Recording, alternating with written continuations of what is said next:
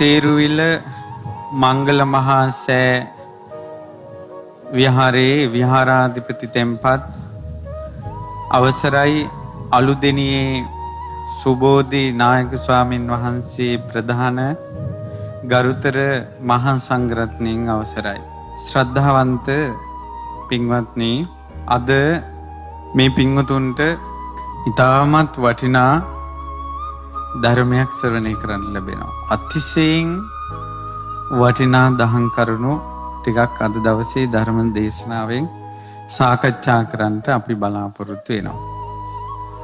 මුලින්ම මතක් කරන්න ඕන, බොහෝ කාලයකට පස්සේ තමයි මේ වගේ මේ පින්වතුන් වෙහෙරකට පැමිණිලා ස්වාමීන් වහන්සේ නමක් ළඟ ඉඳගෙන මේ විදිහට බණ අහන්නේ ගොඩාක් කාලයකට පස්සේ.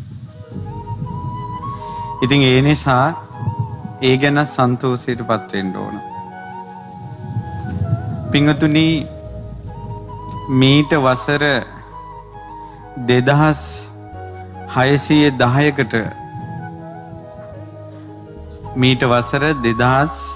2610කට කලින් තමයි බුදුරජාණන් වහන්සේ ඒ උතුම් ධර්මචක්‍රේ ප්‍රවර්තනය කොට වදාළේ.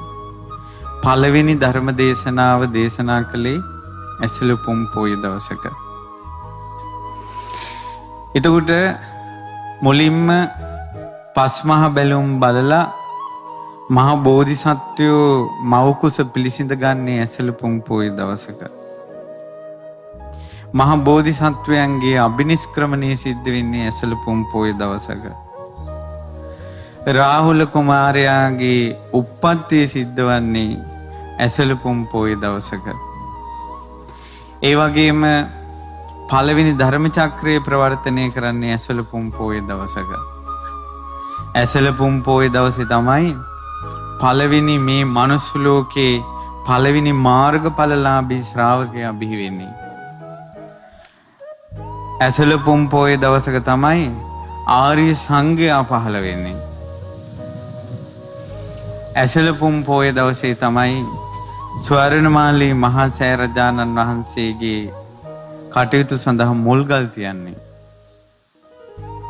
ඒ වගේම ඔය වාගේ අතිශයින් ඓතිහාසික කරුණු ඇසළ පොය දවසක සිද්ධ වුණා.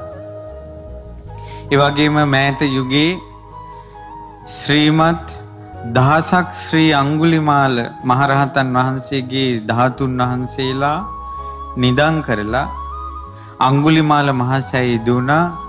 ශ්‍රී අඟුලිමාල මහසෑයේ දහසක් ශ්‍රී අඟුලිමාල ධාතුන් වහන්සේලා නිදන් වුණේ ඇසළ පොය දවසක. එතකොට මගේ ජීවිතෙත් විශාල කාරණාවක් සිද්ධ වුණා ඇසළ පොය දවසක. ඒ තමයි පින්වත්නි, මම 2006 වසරේ මෙහි සේරුවිල නිකිණි පින්කමට ඇවිල්ලා මාසයක් හමාරක් මෙහි හිටියා. ඊට පස්සේ මං පොල් ගහවලට ගිහිල්ලා පොල් ගහවලින් ওই වාගේ අසපු වල ඉඳලා මාතර අසපුවේ ඉන්න කාලේ පින්වල් ලොකු ස්වාමීන් වහන්සේ මට කතා කරලා කිව්වා, ආයස්මතුන්ට ලොකු පිනක් කරගන්න අවස්ථාවක් තියෙනවා. ඒ තමයි ආයස්මතුන් මං මහණ වුණේ සේරුවිල නායක හාමුදුරුවෝ පොයට බණ ටිකක් කියාගන්න හාමුදුරු නමක් ඕන කියලා මට කතා කළා. ආයස්මතුනි, මං හැදුන වැඩුණ තැන නිසා ඒ පැත්තේ ඉන්නේ හරි අහිංසක මිනිස්සු. මේ පැතිවල දහස් ගානකට බණ කියනවට වඩා සේරුවිල පැත්තේ මිනිස්සුયો 10 දෙනෙකුට බණ පදයක් කියන එක වටිනවා. ආයස්මතුන්ට පුළුවන්ද සේරුවිලට ගිහිල්ලා බණ කියන්න කියලා මට කිව්වා. මම හා කිව්වා. මට මතක හැටියට 2010 හෝ 11 මීට අවුරුදු 10කට කලින් සේරුවිල බණ කියන්න තමයි මාව ඉස්සෙල්ලාම මේ පැත්තට එව්වේ. ඉස්සෙල්ලාම සේරුවිල මම බණක් කිව්වේ ඇසළ පොය දවසක.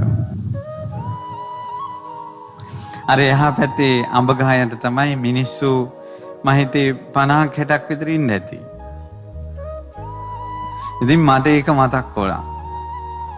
ඉතින් අවුරුදු 10ක් විතර ගිය තැන ලක්ෂ සංඛ්‍යාත පිරිසකට ලක්වැසි වූත් ලෝවැසි වූත් අනාගතයේ ලක්ෂ සංඛ්‍යාත පිරිසකට මේ සෑ මළුවේම ඇසලපුම් පොය දවසක මෙවැනි වූ ධර්මයක් දේශනා කරන්න ලැබීම භාග්‍යයක් කොට සලකනවා. පින්වතුනි, අද ඊටමත් අපූර්ව ධර්ම කාරණාවක් කියලා දෙන්නේ. මම මතකයි අපි ධර්ම දේශනා විටින් විට කියනකොට මමත් ඒ වගේ විශේෂයෙන් පින්වත් ලොකු ස්වාමීන් වහන්සේ ධර්ම දේශනා කරනකොට සමහර දහම් කරුණු විස්තර කරද්දී ප්‍රේතයන්ගේ කතා කියනවා. භූතයන්ගේ කතා කියනවා. දෙවියන්ගේ කතාත් කියනවා. නොපෙනෙන ලෝකේ කතාත් කියනවා.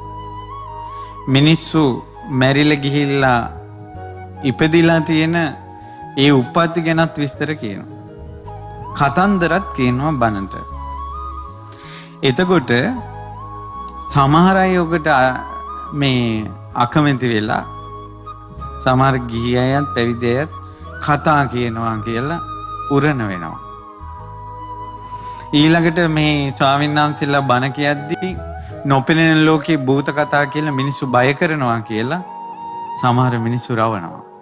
ධර්ම දේශනාවක් කරනකොට භූතයන්ගේ කතා, ප්‍රේතයන්ගේ කතා, මැරිලා ගිය අයගේ කතා, නොපෙනෙන ලෝකේ කතා දේශනා කරන්නේ ඇයි කියලා අද ධර්ම දේශනාවේ මුලින් විස්තර කරනවා.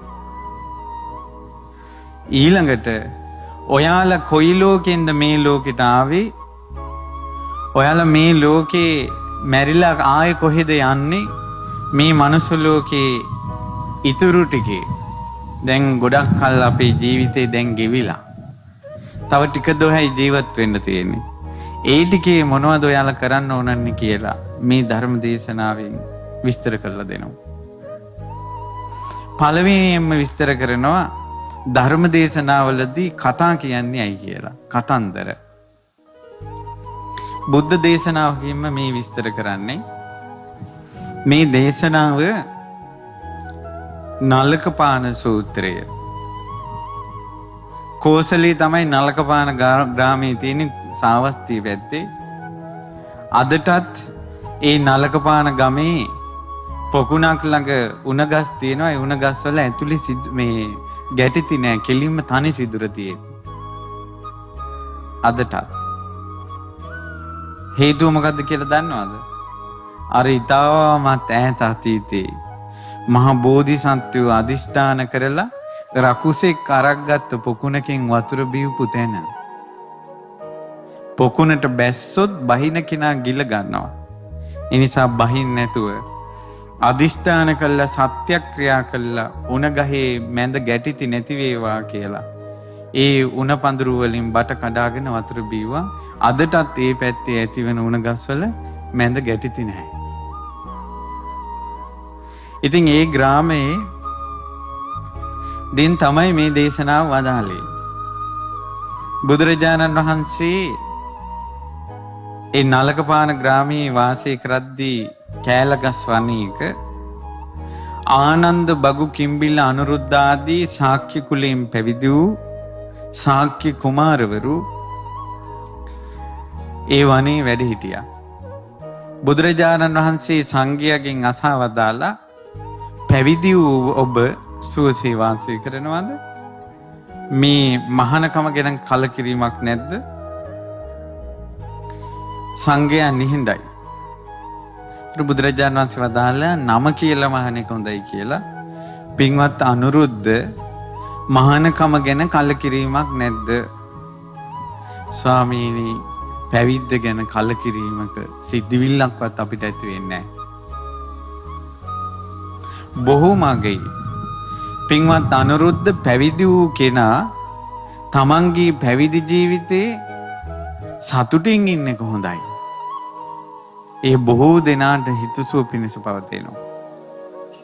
හැබැයි පින්වත් අනුරුද්ධ පැවිදි වූ කෙනා කාමරාගෙන් පෙළෙනවා නම්, තරහයෙන් පෙළෙනවා නම්, නිදිමතෙන් පෙළෙනවා නම්, සැකයෙන් පසුතැවිල්ලෙන් පෙළෙනවා නම්, විචිකිච්ඡාවෙන් පෙළෙනවා නම්, අලසකමෙන් පෙළෙනවා නම්, කුසල් දහම් වල ඇල්මක් නැත්තම් අරතිය නම් ඒ කෙනාට පැවිදි ජීවිතේ සතුටින් වාසය කරන්න අමාරුයි.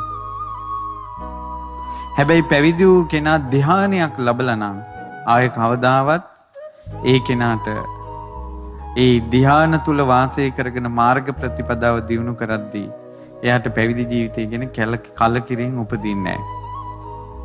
ඉතින් බුදුරජාණන් වහන්සේ ওই විදිහට වදාළා. බුදුරජාණන් වහන්සේ දේශනා කරනවා පින්වත් අනුරුද්ධ මම මේ කැලෑවල් වල ඉන්නේ තවම කෙලිස් ප්‍රහාණය කළා නැතුවද? ඔබට හිතෙන්නේ බුදුරජාණන් වහන්සේ තවම කෙලිස් ප්‍රහාණය කළා නැති කෙනෙක් කියලාද? අනේ ස්වාමීනි අපිට එහෙම හිතෙන්නේ නැහැ. අපිට හිතෙන්නේ බුදුරජාණන් වහන්සේ සම්පූර්ණයෙන් කෙලිස් ප්‍රහාණය කරපු කෙනෙක්. බුදුරජාණන් වහන්සේ වදාළා සාදු සාදු අනුරුද්ධ තථාගතයන් වහන්සේ කෙලිස් ප්‍රහාණය කරපු කෙනෙක්. ආශ්‍රව ප්‍රහාණය කරපු කෙනෙක් කියලා ඒ වෙලාවේ තමයි මේ කාරණාව වදාරන්නේ. ඒකට මම සූත්‍රයේ මුල් කාරණා ටික ඔය කෙටියෙන් කිව්වේ. මම ඉස්මතු කරන්න යන දහම් කාරණාව දැන් තමයි තියෙන්නේ.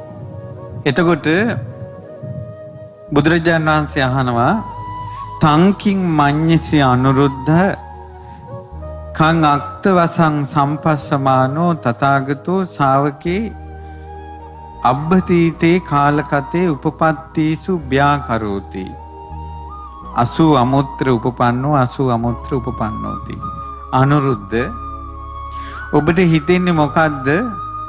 කුමක් මුල් කරගෙනද මම කෙනෙක් මැරුණාට පස්සේ අහවල් කෙනා අහවල් තැන ඉපදුනේ අහවල් තැන ඉපදුනේ කියලා මම දේශනා කරන්නේ කුමන වූ අර්ථයක් ඇතිවද? ඊට පස්සේ අනුරුද්ධ ස්වාමීන් වහන්සේ දේශනා කරනවා භාග්‍යතුන් වහන්සේ මුල් කරගෙන ධර්මය අපිට තියෙන්නේ. ඒ නිසා භාග්‍යතුන් වහන්සේ අපිට කියලා දෙන්න ඇයි භාග්‍යතුන් වහන්සේ කෙනෙක් මැරිච්ච විස්තර කියන්නේ.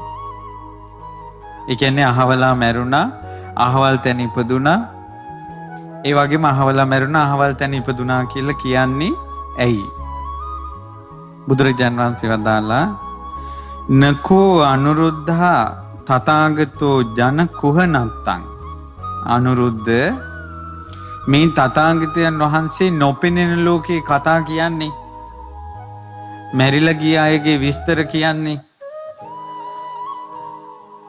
ජන කුහනත්තං ඒ කියන්නේ ජනයා විස්මයට පත් කරන්න නෙවෙයි. එනම් මේ භූත කතා, අමනුස්ස කතා, මැරිලා කෙනෙක් ඉපදුනාට පස්සේ අහවල් තැන ඉපදුනා කියලා කියන්නේ ජනයාට කට ඇරගෙන අහන්න විස්මයට පත් කරන්න නෙවෙයි. නජන ලපනත්තං ජනයා නලවන්න නෙවෙයි. ඒ කියන්නේ වේලාව කණ්ඩ අර නිකන් කතා කර කර කාලෙ ගෙවන්න එහෙම නෙවෙයි. ඊළඟට න ලාභ සක්කාර සිලෝකානි සංසත්තං ලාභ සත්කාර කීර්ති ප්‍රශංසා ලැබීම පිණිස නෙවෙයි.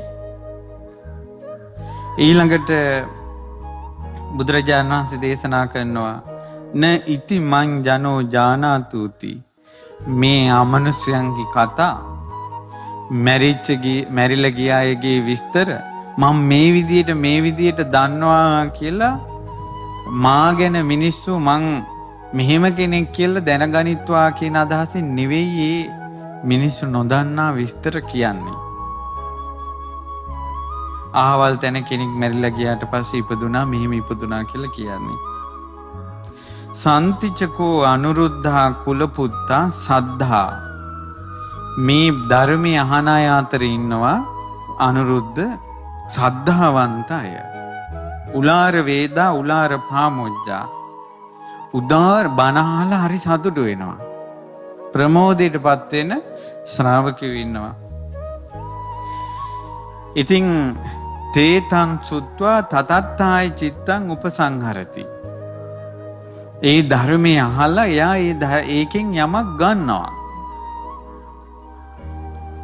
අන්න ඒ නිසා තමයි නොපෙනෙන ලෝකෙ විස්තර කියන්නේ.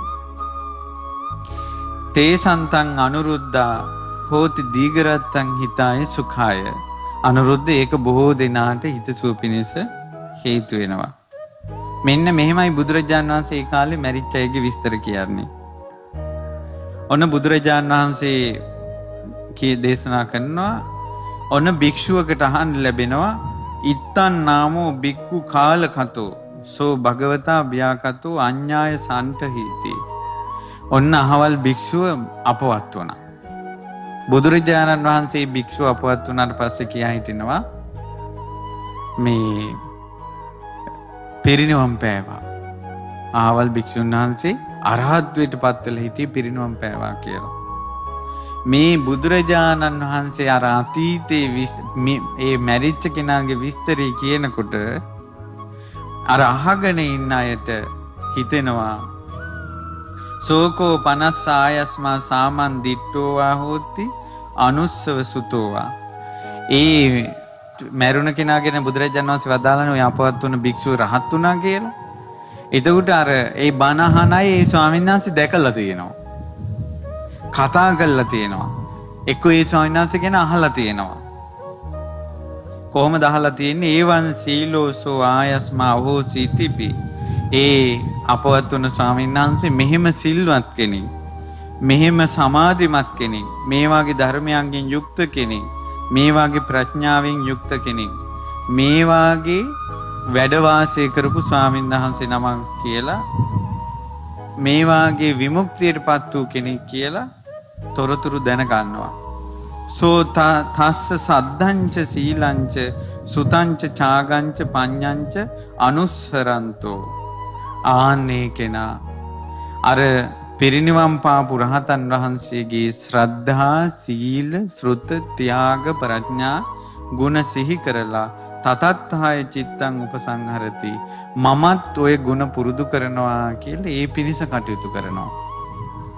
ඒවම්පිකෝ අනුරුද්ධා බික්කුණෝ පහසු විහාරෝ හෝති. ඔය වාගේ අනිත් අය ගුණධර්ම දියුණු කරලා මැරිලා හොඳ ලෝකවලට ගිය විස්තර අහනකොට පිරිනිවන් පාපු විස්තර මාර්ගඵල ලැබපු විස්තර අහනකොට අර ධර්මය අහන කෙනාටත් හොඳට වීරිය උපදිනවා තමනුත් ওই පාරේ යන්න ඕන කියලා. දැන් ඇත්තටම දැන් ඉස්සර බුද්ධ කාලේ නිතර අහන්න ලැබෙන්නේ අහවල් කෙනා රහත් වුණා, අහවල් කෙනා අනාගාමී වුණා, අහවල් කෙනා සකදාගාමී වුණා, අහවල් කෙනා රහත් වුණා කියලා මාර්ගඵල. අද කාලේ මොනවද වැඩිපුර අහන්න ලැබෙන්නේ? අහවලා කවුරුණා කියලාද? පෙරේතෙක් වුණා. අහවලා ඇවිල්ලා බෙල්ල මිරිකනවා. අපෝ කතා ගත්තොත් 95%ක්ම ප්‍රේත කතා. ඒ කියන්නේ ඇයි? අද කාලේ අපි අතර ඉඳලා මැරෙන ගොඩාක් අය උපදින්නේ නරක ලෝකවල. ඒ නිසා තමයි නරක ලෝකවල විස්තර නිතර අහන්න ලැබෙන්නේ. බුද්ධ කාලේ අහන්න ලැබෙන්නේ මාර්ගඵලලාභින් ගැන. අහවල් කෙනා සෝවාන් වුණා, සකදාගාමී වුණා, අනාගාමී වුණා, රහත් වුණා. අහවල් භික්ෂුණිය රහත් වුණා, සකදාගාමී වුණා, අනාගාමී වුණා, සෝතාපන්න වුණා. ඊළඟට අහවල් උපාසකයා අනාගාමී වුණා, සකදාගාමී වුණා, සෝවාන් වුණා අහන්න ලැබෙනවා. අහවල් උපාසිකාව අනාගාමී වෙලා, අහවල් උපාසිකාව සකදාගාමී වෙලා, සෝවාන් වෙලා ඒ කාලේ මාර්ගඵලලාභින් ගැන නිතර අහන්න ලැබුණා. අද එහෙම අහන්න ලැබෙන්නේ. ඉතින් අර මාර්ගඵලලාභීන් ගැන නිතර අහන්න ලැබෙනකොට තමන් ශ්‍රද්ධා සීල සුත ත්‍යාග ප්‍රඥා කියන කාරණා සිහි කර කර තමනුත් ඒ මාවතේ ගමන් කරන්න වීරිය උපද්දව ගන්නවා. ඔන්න ඕක තමයි බුදුරජාණන් වහන්සේ වදාළා කෙනෙක් මැරුණට පස්සේ ඒ මැරිච්ච අයගේ විස්තර කියන්න හේතුව ඕක. මිසක්කා න ජන කුහනත්තං ජනයා විස්මයට පත් කරන්න නෙවෙයි. න ජන ලපනත්තං ජනයා නලවන්ට නෙවෙයි. න ලාභ සත්කාර සිලෝකානි සංසත්තං ලාභ සත්කාර කීර්ති ප්‍රශංසා පිණිස නෙවෙයි. න ඉති මං ජනෝ ජානාතුති මං ගැන අනිත් අය මෙසේ දැනගනිත්වා කියලා හිතලා නෙවෙයි පෙර ජීවිත කියන්නේ. ඒ නිසා පින්වතුනි, එහෙනම් අද කාලේ වුණත් අපි ධර්ම දේශනාවක් කරද්දී පින්වත් ලොකු ස්වාමීන් වහන්සේ හෝ අපි හෝ ධර්ම දේශනාවක් කරද්දී මැරිලා ගිය අයගේ විස්තර යම් කතන්දර කියන්නේ මිනිස්සු විස්මයටපත් කරන්න නෙවෙයි. ඒ කතා ඇසුරෙන් යමක් තේරුම් ගනීවි කියලා හිතලා. ඒතර പ്രേත භූතයන්ගේ තමයි අද කාලේ විස්තර වැඩි. ඒව කිව්වට පස්සේ තේරුම් ගන්න ඕන අපිත් ඔය වාගේ හිටියොත් අපිටත් වැඩි තමයි කියලා හිතන්න ඕන. දිව්‍ය ලෝකය ගැන ගිය විස්තර කිව්වොත් හිතන්න ඕන අපිත් ওই විදියට ගුණධර්ම පුරුදු කරොත් අපිටත් දිව්‍ය ලෝක යන්න පුළුවන්. දැන් ඔන්න මේ ළඟදීන් හරි පුදුම සහගත විස්තරයක් දැනගන්න ලැබුණා. ඔන්න එකක් කතාවක්. ඒ කතාවෙන් තේරුම් ගන්න ඕන. ඒ තමයි අඟුලිමාල මහසෑයට ළඟදීන් ළමයෙක් ආවා. මේ ළමයා ඇවිද කියා ගන්න පුළුවන් කාලේ ඉඳලාම එක තැනක ඉන්නේ. ඔය අද කාලෙත් මිනිස්සුන්ට නැද්ද ඔය රත ගාය එක තැනක ඉන්න බැරි ගතිය? තියෙනවා. හැම තැනම ඇවිදිනවා. එක තැනක ඉන්නේ. ඉතින් මේ ළමයා ඇවිද ඉන්න අතරේ අඟුලිමාල සෑයටත් ආවා. ඊට පස්සේ අඟුලිමාල සෑයට ඇවිල්ලා මෙයා අඟුලිමාල සෑයට පූජාවම් පවත්වලා මෙයාට සෑය වඳිනකොට මෙයාට එකපාරම නොපෙනෙන ලෝකයක් පෙනුණා. ඒ නොපෙනෙන ලෝකෙ ගොඩාක් ඉන්නේ යක්ෂයෝ. එයාට පේන්නේ තැන. ඊට පස්සේ ඒ අය කියනවා අපි උඹගේ යාළුවෝ. දැන් මෙයා කතා කරනවා අර අඟුලිමාල සෑය ළඟදී. ඊට පස්සේ අපි යාළුවෝ අපි ඉස්සර එකට තපස් රැක්කා. ඒ වුණාට දැන් අපි යක්ෂයෝ වෙලා උඹ මිනිස්සෙක් වෙලා. ඊට පස්සේ එතන නොපේන්නේ නැතුව ඒ නොපෙනෙන යක්ෂයෙක් කියනවා මිත්‍රයා. උඹ අපිත් එක්කම හිටපු කෙනෙක්. ඒත් උඹ මනුස්ස ලෝකේ එක තැන ඉන්නේ නැතුව හැම තැනම ඇවිද යන එකක් උඹට තියෙනව නේද? ඒතර මෙයා කිව්වා මං ඔව් මට එක තැනක ඉන්න බෑ.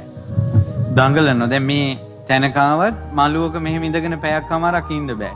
එයාට කොහේ හරි ඇවිදින්න ඕන. රස්සාවකට ගියත් පුටුවක ඉඳගෙන කරන රස්සාව බෑ. ඇවිදින්න ඕන. ඊට පස්සේ කියනවා මිත්‍රයා උඹ මේ ඇවිද ඉන්න හේතුව මොකක්ද කියලා දන්නවද? ඊට පස්සේ මෙයා කිව්වා මම දන්නේ නැහැ. ඒ තමයි උඹයි අපි ඔක්කොම එක ගුරුවරයෙක්ගේ යටතේ හිටපු ශිෂ්‍යයෝ. උඹ ගුරුවරයා ගැන තරහක් ඇති වෙලා දවසක් ගුරුවරයාට නොකියා පැනලා ගියා. තරහට ගුරුවරයාගේ පාවහන් දෙක හොරකම් කරගෙන ගියා. තමාව ශිල්පයේ හික්මවන ගුරුවරයාගේ පාවහන් දෙක සොරකම් කළා කියලා යමක් ඇද්ද? උඹ උපනෝපන් ජීවිතේ උඹට එක තැනක ඉන්න බෑ. ඇවිදිනවා හැමතැනම. එතකොට දැන් බලන්න මං කල්පනා කළේ ගුරුවරයෙක්ගේ පාවහන් දෙක සොරකම් කර ගැනීම සංසාරේ ඉච්චර ආවනා. ඊට පස්සේ මෙයා අහලා මං ওই පාපේ කළේ කොයි කාලෙද කියලා. උඹට අවුරුදු වලින් ගණන් කරන්න බෑ. බුද්ධ ශාසන ගණනාවකට කලින් වෙච්ච එකක්. බුද්ධ ශාසන ගණනාවකට කලින් වෙච්ච දෙයක් අදටත් විපාක දෙනවා. දැන් සමහර අය හිස හැරුණාත් හද්දී පංකරේ ඇවිද ඉන්නේ සංසාරේ මොන කර්ම කරලාද? හරි. දැන් මං ওই කතාව කිව්වේ මොකටද? විස්මයට පත් කරන්න නෙවෙයි. ඔබව නලවන්නත් නෙවෙයි. ලාභ සත්කාර ලබන්නත් නෙවෙයි. ওই කතාව කිව්වේ ගුරුවරු කෙරෙහි වර්ධවා පිළිපදින්න එපා. ඒ කර්මය තමා කරා එනවා. ගුරුවරයෙකුට දූෂිත සිතින් වචනයක් කිව්වොත් ගුරුවරයෙකුට නින්දා කළොත්, ගුරුවරයාව පීඩාවට පත් කරන්න පෙළ ගැසුණොත්, ඒ වගේ කර්ම එනවා බුද්ධ ශාසන ගණනාවක්. බුද්ධ ශාසන ගණනාවක් එනවා. හිතේ සැනසෙල්ලක් නැහැ. අම්මා තාත්තා කෙරෙහි කළ වැරද්දට වඩා ගුරුවරයා කෙරෙහි කරපු වැරද්ද භයානකයි. මට හම්බ වුණා, මම දැකලා තියෙනවා, කතා කරලා තියෙනවා ඉස්සර. දැන් නම් මොන ගෙහුන්නේ. මීට අවුරුදු 10කට විතර කලින් මම දන්න හාමුදුරනවා. දැන් අවුරුදු 10ක් විතර හම්බුන්නේ නැහැ හාමුදුරු. මාතරේ ඉඳලා රුවන්වැලි සෑය යන්නේ පයින්. රත්නපුරේ ඉඳලා රුවන්වැලි සෑය යන්නේ පයින්. බස් වල යන්නේ, වාහනවල යන්නේ. වාහනවල යන්න බෑ, හිතෙන්නෙත් නෑ. හැබැයි ඒ හාමුදුරන්ට හැමදාම පයින් යනකොට මතක් වෙනවලු. ඉස්කෝලේ යන කාලේ තමන්ගේ සර් ගුරුවරයා ගහලා මෙයාගේ වැරද්දකට. මෙයා තරහට ගුරුවරයා ආපු බයිසිකලේ හුලං ඇරලා. අර බයිසිකලේ ගුරුවරයා හවස අත් දෙකෙන් තල්ලු කරගෙන යනකොට මේ කොල්ලා හක හක ගගා hina වුණා. ඔබ මට ගැහුවට හොඳයි කියලා. මේ ජීවිතේ මහාන වුණා. මහාන වුණ තැන අර කර්මයේ දිට්ඨ ධම්ම වේදනීය විසින් වශයෙන් ආවදෝ දන්නේ. පයින් යනකොට ඒක මතක් වෙනවලු ඒ හාන්තරන්න. කෙනෙක්ගේ බාට දෙක සොරකම් කිරීම, යමකින් පහසුවෙන් ගමන් යනවා නම් ඒට බාධා කිරීම කොයිතරම් භයානක පාපයක්ද? ලේසි නෑ. පුංචි ළමයි ඉන්නවා බයිසිකල් වල හුලං යවනවා. ඔය වගේ වැඩ කරන ළමයි ඉන්නවා. මට පුතෙක් කිව්වා, "ඒ පුතා ආසාවෙන් බොහෝ කාලයකට පස්සේ බයික් එකක් අරගෙන ජීවිත කාලෙම සල්ලි එකතු කරලා තමන්ගේ ගෙදරට ගන්න බෑ. ඊට පස්සේ ළඟ ගෙදරක තියලා තියෙන බයික් එක උදේ පාන්දර බයික් එක අරගෙන යන්න හදනකොට ඒ බයික් එක ගන්න පාරේ බිම ඇන ගහලා මිනිස්සු ඉරිසියාවට කරන දේවල් විපාක නොදී තියන්නේ ඒ කර්මය. ඊළඟට මතකද මේ පින්වතුන්ට දවසක් අපි කිව්වා රුවන්වැලි මහ සෑයට පාදිගු කළා ඉඳගෙන හිටපු ආච්චි අම්මා කෙනෙක්, 4 පොයට සිල් ගන්න ආච්චි අම්මා කෙනෙක් මැරුණා. මැරිලා දුවගේ ඇඟට ආරූඪ වෙනවා ප්‍රේතිය. ඊට පස්සේ පින් ගන්නත් බෑ. ඊට පස්සේ උන්දගෙන් ඇහුවා 4 පොයට සිල් ගත්ත ගමේ මහෝපාසිකාව මොකද මේ ප්‍රේත ලෝකෙ ඉපදුනේ කියලා. අනේ මට මැවිලා පේනවා කියනවා. සිල් අරන් චෛත්‍යයට පාදිගු කරගෙන ඉන්නවා. රෑ සයමලුවේ නිදාගෙන තියෙනවා චෛත්‍යයට පිටුපාලා. තුනුරුවන්ට අගෞරව කරපු කර්මය කියනවා. තුනුරුවන්ට අගෞරව කරපු නිසා තුනුරුවන්ගෙන් ඒ කියන්නේ දානයක් දීලා රැස් කරගන්න පින අනුමෝදන් වෙන්නේ නැහැ යා. යම් තාක් ඒ පාපේ ගෙවෙනවද ඒ ගෙවුන දවසට තමයි සිල් රැකපු එකේ පින එන්නේ. දැන් ඇයි ওই කතාව කිව්වේ? ওই කතාව කිව්වේ ජනයා විස්මයටපත් කරන්න නෙවෙයි. ජනයා නලවන්නත් නෙවෙයි. ලාභ සත්කාර ලබන්නත් නෙවෙයි. ඒ කතාව ඇසුරින් ගන්න ඕන තුනුරුවන්ට අගෞරව කරන්න හොඳ නෑ. මේ වාගේ උතුම් ධාතු ස්තූපවල ළඟට ඇවිල්ලා පාදිගු කරන්න හොඳ නෑ. ඊළඟට ෆොටෝ ගහන්න හොඳ නෑ.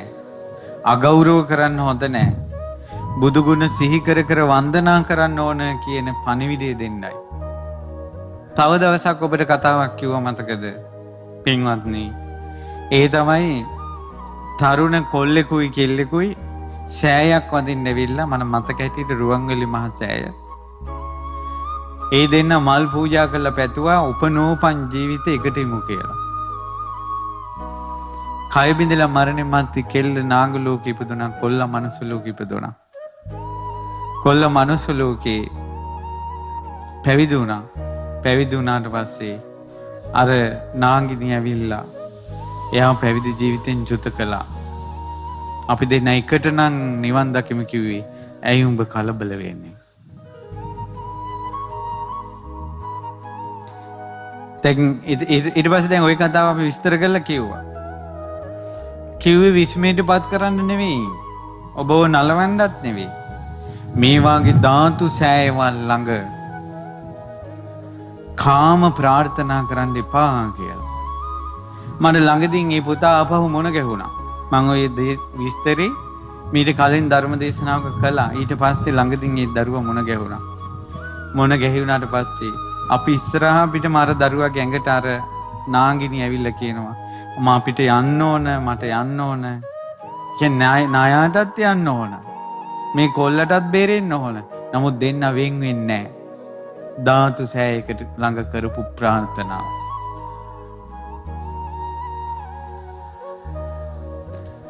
ඒ නිසා තරුණ දුවෙක් පුතෙක් ওই ප්‍රේම සම්බන්ධතාව පටන්ගෙන හාහා පුරා කියලා සෑයක් ළඟට ආවොත් මල් පූජා කරනකොට පැතුවේ නැත්තම් පුදුමේ එකට යමු කියලා. පැතුවේ නැත්තම් පුදුමේ. එහෙම පැතුවාට ඒ වගේ මේ ජීවිතේ මොකක් හරි ගැට ගහගෙන යයි. ධාතු සෑයක් වැඳපු පින ඉවර වෙන තාක්කල් අර බන්ධන කැඩෙන්නේ නැහැ. ඇයි මේ විස්තර ඔබට කියන්නේ? ඔබට නම් ඒ විදිහට වරදින්න එපා කියලා. භයානකකම. ඉතින් පින්වත්නි මේ විදිහට නොයෙක් විස්තර නොයෙක් කතා අපි විදින් විට කියනවා. කියන්නේ ඔබ විස්මයටපත් කරන්න නෙවෙයි. ඊළඟට කිව්වා තරුණ දූලට පුතාලට මේ කොල්ලෝ කෙල්ලෝ ෆෝන් එක ඔබ බා ෆෝන් එකට ඇබ්බැහි වෙලා ඉන්න විදියට මොම් මැරිලා කොයි ලෝකේ යයිද දන්නේ නැහැ කියලා කිව්වා. ඒකට හේතුව තමයි බුදුරජාණන් වහන්සේගේ ශාසනයේ සිවුරකට ආසාවෙන් මැරිලා අපවත් වුණ හාමුදුරුවෝ සිවුරෙම උපන්නා කාවෙක් වෙලා. එතකොට සිවුර කියන්නේ මිනිස්සු වඳින දෙයක්, පුදන දෙයක්, සත්කාර කරන දෙයක්. වඳින පුදන චීවරයට ආසා වෙලා චීවරේ කාවෙක් වුණා නම් ෆෝන් එකට ආසා වෙලා මැරෙන අය කොයි ලෝකේ යයිද? පොළොන්නරුවේ පැත්තේ උපාසිකාවක් උඹරට ගිහිල්ලා එන ගමන් කකුල් දෙක හොදන්න ඇල්ලට පාත් වෙනකොට බාට එක වතුරේ ගියා. ඒක ගන්න පාත් වෙනකොට අර වයසක උන්ද ඇල්ලට වැටුණා. මැරුණා. පොඩි දුවගේ ඇඟට ආරුඩ වෙලා කොයි ඉතුරු බාට එක කොයි ඉතුරු බාට එක කොයි ඉතුරු බාට එක කියලා බාට එක හොයනවා. බාට එක කියන්නේ ඒ හැටි එකක්ද? එහෙව් දෙයකට හිත බැඳිලා ඒ විදිහට උපන්නා නම් පින්වත්නි මේ මිනිසුන්ගේ හිතවල තියෙන බන්ධන උපාදාන ඒවත් එක මැරිලා කොයි ලෝකවල යයිද? ඒ නිසා මේ විදිහට පින්වත්නි විටින් විට ඒ දහම් කරුණෝ මැරිලා ගියා ඉපදෙන තැන් ඒවා විස්තර කරන්නේ ඔබට අනතුරක් නොවීම පිණිසයි. තමන්ගෙන් වෙන වැරදි හදා ගැනීම පිණිසයි. එතකොට තව අපි විස්තරයක් කළා ජීවිතේ ගොඩාක් නොමග ගිය කෙල්ලෙක් බෝධීන් වහන්සේගේ බෝපත්‍ර අයින් කරපු පිනෙන් වරද්දින් වැළකුණා. එතකොට ඒ විස්තරය කියන්නේ ඇයි? තමන්ගේ යම් අඩුපාඩුවක් තියෙනවා නම් ඒ වාගේ වතපිලිවෙතකින්වත් හදාගනිත්වා කියන අදහසින්. ඒ නිසා අනුකම්පාවෙන්මයි පින්වතුනි කතාවක් කිව්වත් කියන්නේ. එතකොට මිනිස්සෙකුගේ යහපත පිණිස කතන්දරයකින් හරි දහම් කරුණක් කියද්දී ඕවා හරියන්නේ අපිට. ওই කතා කිය ඉඳලා හරියන්නේ. භූත කතා බනට කියනවා. අරකයි මේකයි කියලා ගෝරනාඩු කරන සත්වයා තථාගත ශ්‍රී සද්ධර්මයෙන් දන්න අය නෙවෙයි. පින්වතුනි බුදුරජාණන් වහන්සේ වදාළ අද වාගේ ඇසලපුම් පොය දවසක බුදුරජාණන් වහන්සේගේ ශාසනයේ හරය පළවෙනි ධර්ම දේශනාව විදිහට වදාලා. ඒ තමයි උතුම් චතුරාර්ය සත්‍ය ධර්මය. පින්වතුනි ධම්මචක්කපවත්තන සූත්‍ර දේශනාව ඔය විදිහටම දේශනා කරනකොට තමයි අඤ්ඤා කොණ්ඩඤ්ඤන් වහන්සේ සෝවාන් වුණේ. අනිත් තෙරුන් වහන්සේලා සෝතාපන්න වුණේ. ධම්මචක්ක සූත්‍රය ওই විදියට මහානකොට තමයි 18 කෝටියක් දෙවිවරු මඟපල් ලැබුවේ. නමුත් මේ ධම්මචක්කේම අපි උදේට හවසට සජ්ජායනා කරනවා. කෝ අද මඟපල් ලබන්නේ නැහැ. ඒ ධර්මයේ වරදක් නිසා නෙවෙයි. ඒ ධර්මයේ තේරුම් ගන්න අවබෝධ කරන්න Taman සුදුසු නැහැ තාවම. සුදුස්සෙක් වෙන්න ඕන පින්වතුනි ධර්මය අවබෝධ කරන්න. ඒ නිසා ඇස අනිත්‍යයි කියන කාරණාව ඒ විදිහමයි. කන අනිත්‍යයි කියන කාරණාව ඒ විදිහමයි. ඒ අනිත්‍ය ගැන දේශනා කරද්දී ඒ අපේ හිතවලට යන්නේ නැත්තේ හිත සුදුසු නෑ ඒකට. ධර්මයේ අවබෝධ කරන්න කෙනෙක් සුදුසු කරවන්නේ කර්මඵල විශ්වාසය හොඳට තියෙන්න ඕන. පින්පව් විශ්වාසය හොඳට තියෙන්න ඕන. මෙලොව පරලොව විශ්වාසය හොඳට තියෙන්න ඕන. දෙව්ලොව අපාය ගැන විශ්වාසය තියෙන්න ඕන.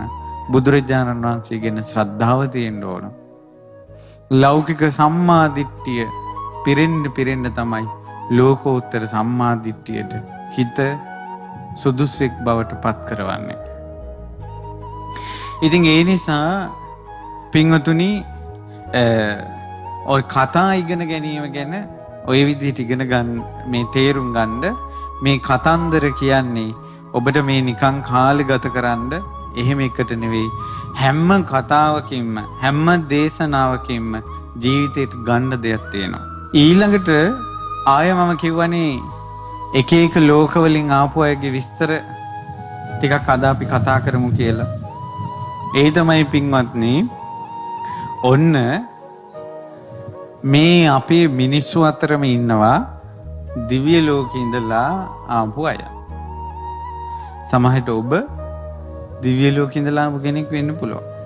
හැබැයි මේ මිනිස්සු අතර දෙවියන්ගෙන් චුත වෙලා මිනිස්සු අතර උපදින්නේ ඊටම සුළු පිරිසක්.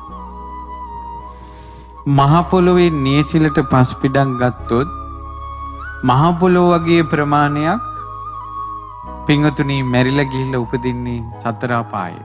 මේ මිනිස්සු අතරින් නියසිලට ගත්ත පස් පිටක් වගේ ප්‍රමාණයක් තමයි මිනිස්සුන්ගෙනුත් මැරිලා ආය මිනිස්සු බවට පත් වෙන්නේ. ඒ නිසා මිනිස්සු ලක්ෂ ගාණක් මැරුණොත් ආය මිනිසෙක් වෙන්නේ 4-5 දෙනයි. ගොඩාක් අය යන්නේ සතර අපායේ. ලේසි නෑ. මනුස්ස උප්පත්තියක් ලබා ගන්න එක ලේසි නෑ. දේව උප්පත්තියක් ලබා ගන්න එක ලේසි නෑ.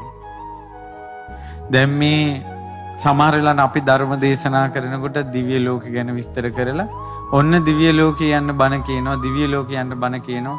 මෙච්චර නිවන් දකින්න තියෙද්දි ඇයි දිව්‍ය ලෝකේ යන්න බණ කියන්නේ කියලා කියනවා. හරියට මේ බණ අහන ඔක්කොම දිව්‍ය ලෝකේ යනවා වගේ. එහෙම යන්නේ නැහැ. මේ මිනිස්සු අතරිනුත් නියසිලට ගත්ත පස් පිටක් වගේ ඊටාම සුළු පිරිසක් තමයි දෙවියන් අතර උපදින්නේ. දෙවියන් අතර උපදින එක අතිශයින් දුර්ලභ කාරණාවක්.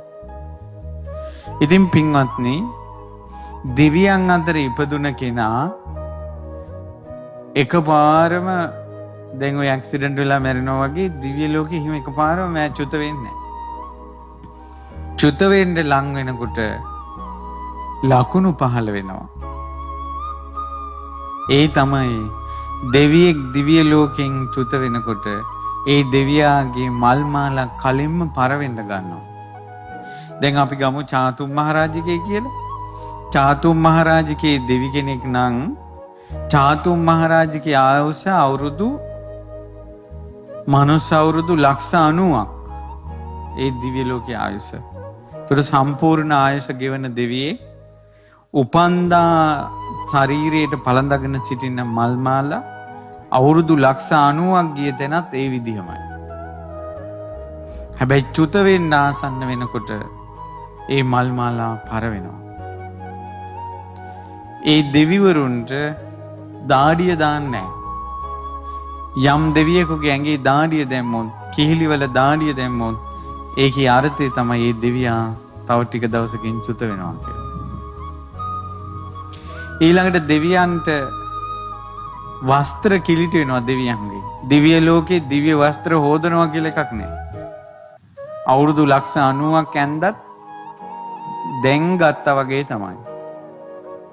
ඊට පස්සේ ඒ වස්ත්‍ර කිලිටි වෙලා යනවා.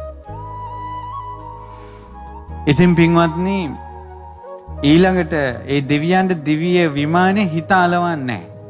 දිගටම ඉඳ හිතෙන්නේ නැහැ. මූණ පොඩ්ඩක් ශෝක බරිත වෙලා තමයි ඉන්නේ. චුත වෙන්න ආසන්නයි. මනුස්ස ලෝකෙත් එහෙමයි. චුත වෙන්න ආසන්න වුණාම මූණ එල්ලිලා යනවා. ඒ නිසා මේ එල්ලාගත්ත මූණ එල්ලාගත්ත මිනිස්සු දකින්නට හිතෙනවා චුත වෙන්න ආසන්නයි වද්දෝ. ඊට පස්සේ මේ විදිහට పూర్ව නිමිති පහළ වෙනවා. එතකොට අනිත් දෙවිවරු දැනගන්නවා චවන ධම්මෝ අයන් දේව පුත්තෝ මේ දිව්‍ය පුත්‍රයා චුත වෙන්න ආසන්න වෙලා. ඉති විදිත්වා තීහි වාචායි අනුමෝදෙන්ති. එහෙම දැනගෙන කරුණු තුනකින් දෙවියාට අවවාද කරනවා. කරුණු කීයකින් අවවාද කරනවද? තුනකින් අවවාද කරනවා. ඔබ දිව්‍ය ලෝකේ ඉඳලා ආපු කෙනෙක් නම් ඔබට අවසානයේ දිව්‍ය ලෝකේ ඇහුණ වචන තුන තමයි මේ. අවවාද තුන. බුද්ධ කාලයක දිව්‍ය ලෝකෙන් චුත වෙන දෙවි කෙනෙකුට දෙවිවරු දෙන අවවාද තුන. මොකක්ද ඒ අවවාද තුන? ඊතෝ බොහෝ සුගතින් ගච්ඡ. බවත් දෙවිය මෙතනින් චුත වෙලා සුගතියට යන්න. සුගතින් ගන්්වා සුලද්ධ ලාභං ලබ. සුගතිය ඉපදිලා ඒ සුගතියේ තියෙන වටිනාම ලාභය මනාම ලාභය ගන්න. සුලද්ධ ලාභං ලබිත්වා සුප්පතිට්ඨිතෝ භවාහි. ඒ ලාභය ලැබලා ඒකේ පිහිටන්න ඒක රැකගන්න තමාගේ කරගන්න. මේ විදියට බුදුරජාණන් වහන්සේ වදාලා පින්වත් මහණෙනි දෙවියන් අතරින් චුත වෙනකොට දෙවියෝ ඔය අවවාද තුනෙන් චුත වෙන දෙවියාට අවවාද කරනවා. මොකක්ද ඒ අවවාද තුන? පින්වත් දෙවිය මෙතනින් චුත වෙලා කොහේ යන්න කිව්වද? සුගතියේ යන්න. ඊට පස්සේ සුගතියේ ගිහිල්ලා උතුම්ම ලාභය ලබන්න. උතුම් ලාභය ලබලා එහි පිහිටන්න කියලා අවවාද තුනක් දෙනවා. ඉතින් බුදුරජාණන් වහන්සේ වදා එහෙම දේශනා කරනකොට එක භික්ෂුන් වහන්සේ නමක් නැගිටලා ඇහුවා ස්වාමීනි සුගතිය කියන්නේ මොකද්ද? දෙවිවරු දකින ඒ සුගතියේ උතුම්ම ලාභය මොකද්ද? ඒක එහි පිහිටවා සිටිනවා කියන්නේ මොකද්ද? බුදුරජාණන් වහන්සේ වදාලා මනුස්සත්තං කෝ බික්ඛු දේවානං සුගති ගමන සංඛාතං. දෙවියන් අතරින් චුත වෙනකොට දෙවියන් අතරින් යන දැන් දිව්‍ය ලෝකේ ඉඳලා චුත වෙන දෙවිවරුන්ටත් ආපහු දිව්‍ය ලෝකේ යනවා කියන එක ලේසි නෑ. ඒ දෙවියෙ චුත වෙනකොට අනිත් දෙවියන් හිතෙනවා මේ දෙවියා මිනිස්සෙක්වත් උනොත් ලොකු දෙයක් කියලා හිතිලා තමයි එයාගේ හිත පිහිටවන්නේ මනුස්ස ලෝකේ. එතකොට බුදුරජාණන් වහන්සේ දේශනා කරනවා පින්වත් මහණෙනි ඒ දෙවියන් සුගතිය කියලා කියන්නේ මනුස්ස ලෝකෙට. මනුස්ස භූතෝ සමානෝ තථාගතප්ප වේදිතේ ධම්ම විනේ සද්දම් පටිලබති. ඉදංකෝ බික්ඛු දේවානං සුලද්ද ලාභ සංඛාතං. දෙවියන් මිනිස්යන් අතර උතුම්ම ලාභය ලබනවා කියලා කියන්නේ තථාගත ශ්‍රී සද්ධර්මයේ අහනකොට ඇතිවෙන ශ්‍රද්ධාව. මේ ධර්මය අහලා කෙනෙකුට තුනුරුවන් ගැන පැහැදීමක් ඇති වුණොත් ඒක තමයි මනුස්ස ලෝකේ වටිනාම වස්තුව. සාකෝ 50 සද්ධා නිවිට්ඨා හෝති මූල ජාතා පතිට්ඨිතා. ඒ ශ්‍රද්ධාව පිහිටනවා නම් හිතේ මුල් බැස ගන්නවා නම් කිසිම ශ්‍රමණේකට බ්‍රාහ්මණේකට දෙවියෙකුට මාරේකට සොලවන්න බැරි විදියට ශ්‍රද්ධාව පිහිටනවා නම් ඒක තමයි මේ ශ්‍රද්ධාවේ පිහිටියා කියලා කියන්නේ. දැන් මට කියන්න උවමනාව තිබ්බේ මේක. ඒ තමයි දෙවියන්ට දිවස් තියෙනවනේ. තුඩ දෙවියන්ට මනුස්ස ලෝකේ පේනවා. ඉගෙන ගන්නේවා පේනවා, රස්සාවල් කරනේවා පේනවා, ගෙවල් දොරවල් අදනවා පේනවා, යාන වාහන ගන්නවා පේනවා. දෙවියන්ට මේ පොළොවේ තියෙන නිදම් පේනවා. දැන් අපිට මේ සෑරජානන් වහන්සේ මෙහෙම පෙනුනට දෙවි කෙනෙක් මේ සෑය වඳිනකොට සෑය විනිවිද ලලාට ධාතුන් වහන්සේ පේනවා දෙවියට. ඔයාලා දෙව්ලොව ගිහිල්ලා සේරුවිල්ල සෑය වඳින්න ආවොත් ඔයාලට මේ සෑය විනිවිද පොය දවසට සුදු රැස් විහිදවන ලලාට ධාතුන් වහන්සේ පේනවා. දෙවියන්ට නිදම් පේනවා. මනුස්ස ලෝකේ හැම එකම පේනවා දෙවිවරුන්ට දිවසට. එහෙව් දෙවිවරුන්ට මනුස්ස ලෝකේ තියෙන වටිනාම දේ විදියට මොකද්ද පේන්නේ? මොකද්ද පේන්නේ? ශ්‍රද්ධාව. එච්චර හැම දෙයක්ම දකින දෙවිවරුන්ට ශ්‍රද්ධාව තමයි මේ නරාවලේ වටිනාම දේ විදියට පේන්නේ. මේ නව දොරකින් අසූචි වැగిරෙන උදේ හවස හොදා මේ ගන්ධස්සාර ගහන ඇඟක් පරිහරණය කරලා මේ යකඩ ගොඩවල් වලින් එහි මේ යන්නේ වැලි සිමෙන්ති වලින් අදපු ගෙවල් වල ඉඳලා මේ එහි මේ යන මිනිස්සු දිහා දෙවිවරු දකින්නකොට මේ නරාවලේ දෙවියන්ට නම් පේන්නේ එකම එක දෙයයි වටිනාම දේ විදියට. මොකද්ද? ශ්‍රද්ධාව. බුදුරජාණන් වහන්සේ ගැන තියෙන පැහැදීම, ත්‍රිසත් ධර්මයේ ගැන තියෙන පැහැදීම, ආර්ය මහා සංඝරත්නය ගැන තියෙන පැහැදීම. මනුස්ස ලෝකේ වටිනාම දේ. ඔබ මේ මනුස්ස ලෝකේ යම් තාක් මාණික්‍ය ගන්නවද? ඒ ඔක්කොම ඔබට අතහැරලා යන්න වෙනවා. ඒ වගේම ඔබගේ ගෙවල් දොරවල්, අඹදරුවෝ, යාන වාහන වතු පිටි අතහැරලා යන්න සිද්ධ වෙනවා. හැබැයි ඔබ ශ්‍රද්ධාව උපද්දවා ගත්තොත් ඒ ශ්‍රද්ධාව ඔබව නිවන කරා ගෙනියනවා. දෙවියන්ට මනුස්ස ලෝකේ පේන වටිනාම දේ තමයි ශ්‍රද්ධාව. ඔබගේ හිතේ ශ්‍රද්ධාව ඇති වෙලා තියෙනවා නම්, තෙරුවන් සරණ ඇති වෙලා තියෙනවා නම්, පැහැදීම, සෑය බෝධිය ළඟ පැහැදීම ඇති වෙලා තියෙනවා නම්, ඒක ඔබට බොහෝ කාලයක් හිතසුව පිණිස පවතිනවා. මනුස්ස ලෝකේ වටිනාම දේ ගත්තා වෙනවා. දෙවියෝ ගැන කවර කතාවද? සියල්ල දන්නා වූ, සියල්ල දක්නා වූ බුදුරජාණන් වහන්සේ පවා දේශනා කරනවා. යංකින්චි විත්තං ඉදවා හුරංවා. යංකිසි ධනයක් තියෙනවා නම් මෙහි හෝ පරලොව. සග්ගේ ස්වායං රතනම් පනීතං. දිව්‍ය ලෝකේ යම්තාක් මැණික් තියෙනවද? නනෝ සමං අත්ති තථාගතේන.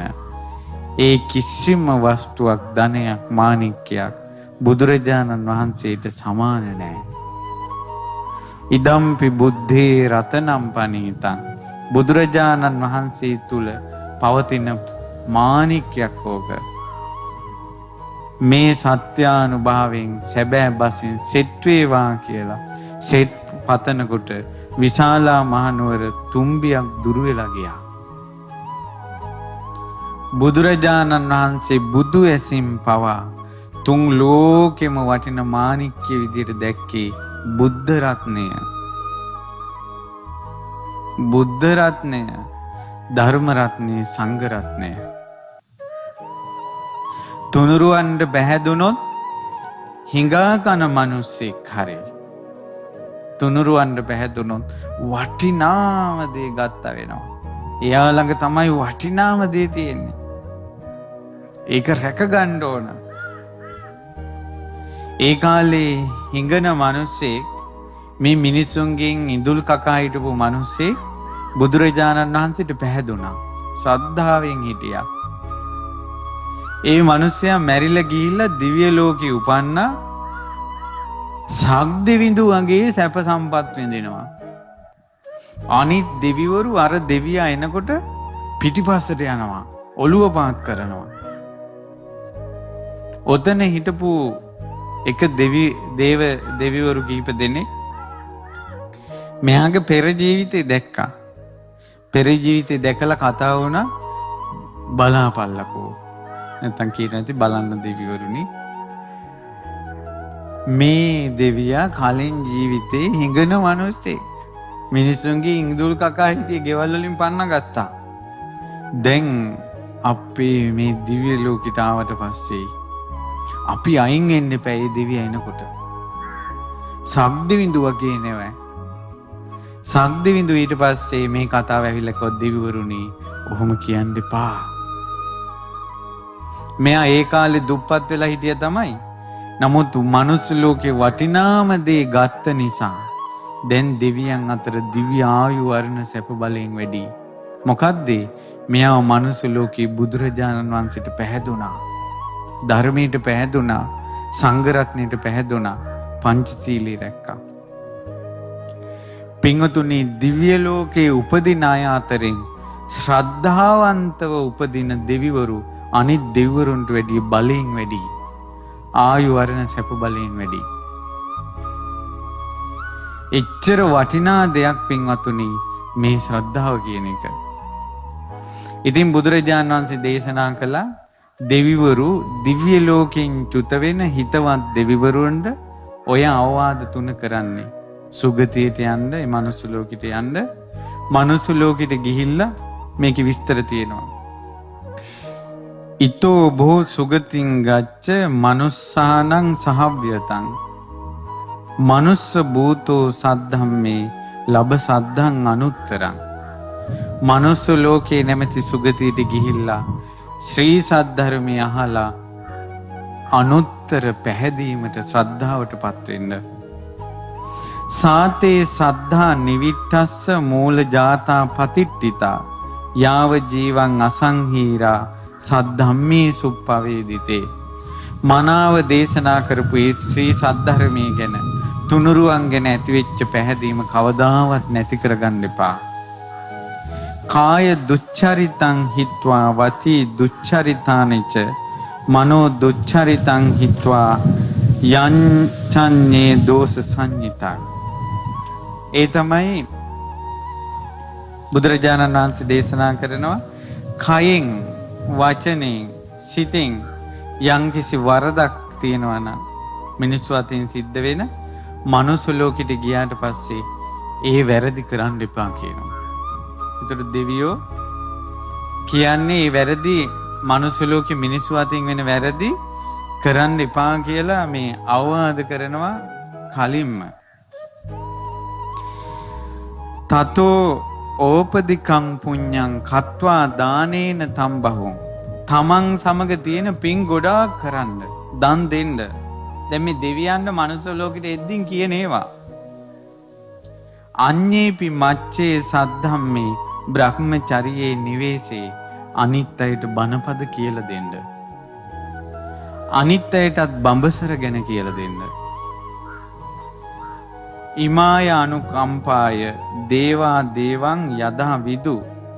ඒ දෙවියා කෙරෙහි අනුකම්පාවෙන්මයි අනිත් දෙවිවරු ওই විදිහට අවවාද කරන්නේ. චවන්තං අනුමෝදෙන්ති. දිව්‍ය ලෝකෙන් චුත වෙන දෙවියන්ට අනුමෝදනා කරනවා.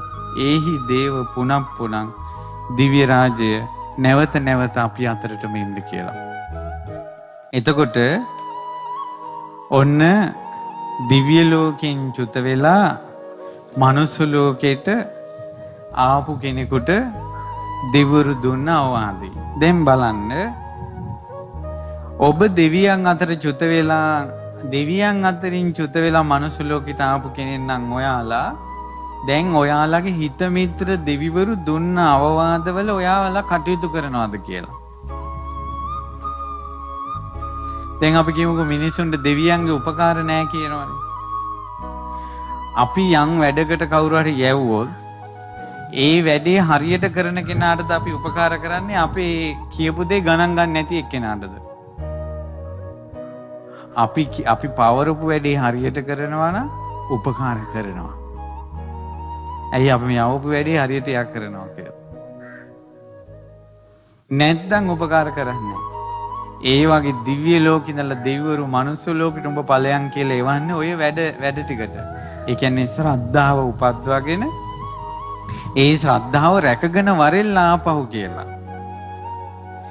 ඒ ශ්‍රද්ධාව උපද්දව ගන්නෙත් නැත්නම් ශ්‍රද්ධාව රැකගන්නෙත් නැත්නම් දෙවියන්ගේ උපකාර නැහැ.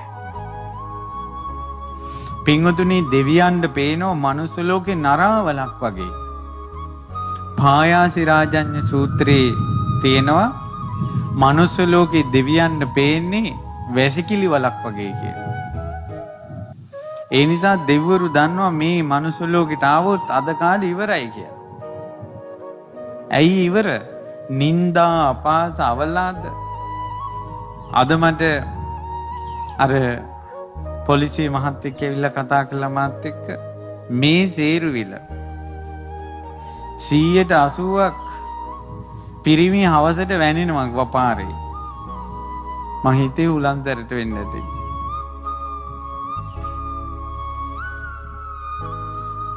මට කිව්වා ආන්දරණී දැන්වත් බන ටිකක් මේ සේරුවිලින් ඇහිලා මේ ගමේ මිනිස්සු හැදුනොත් මිසක්කා හවසට වැනෙනවා කිව්වා.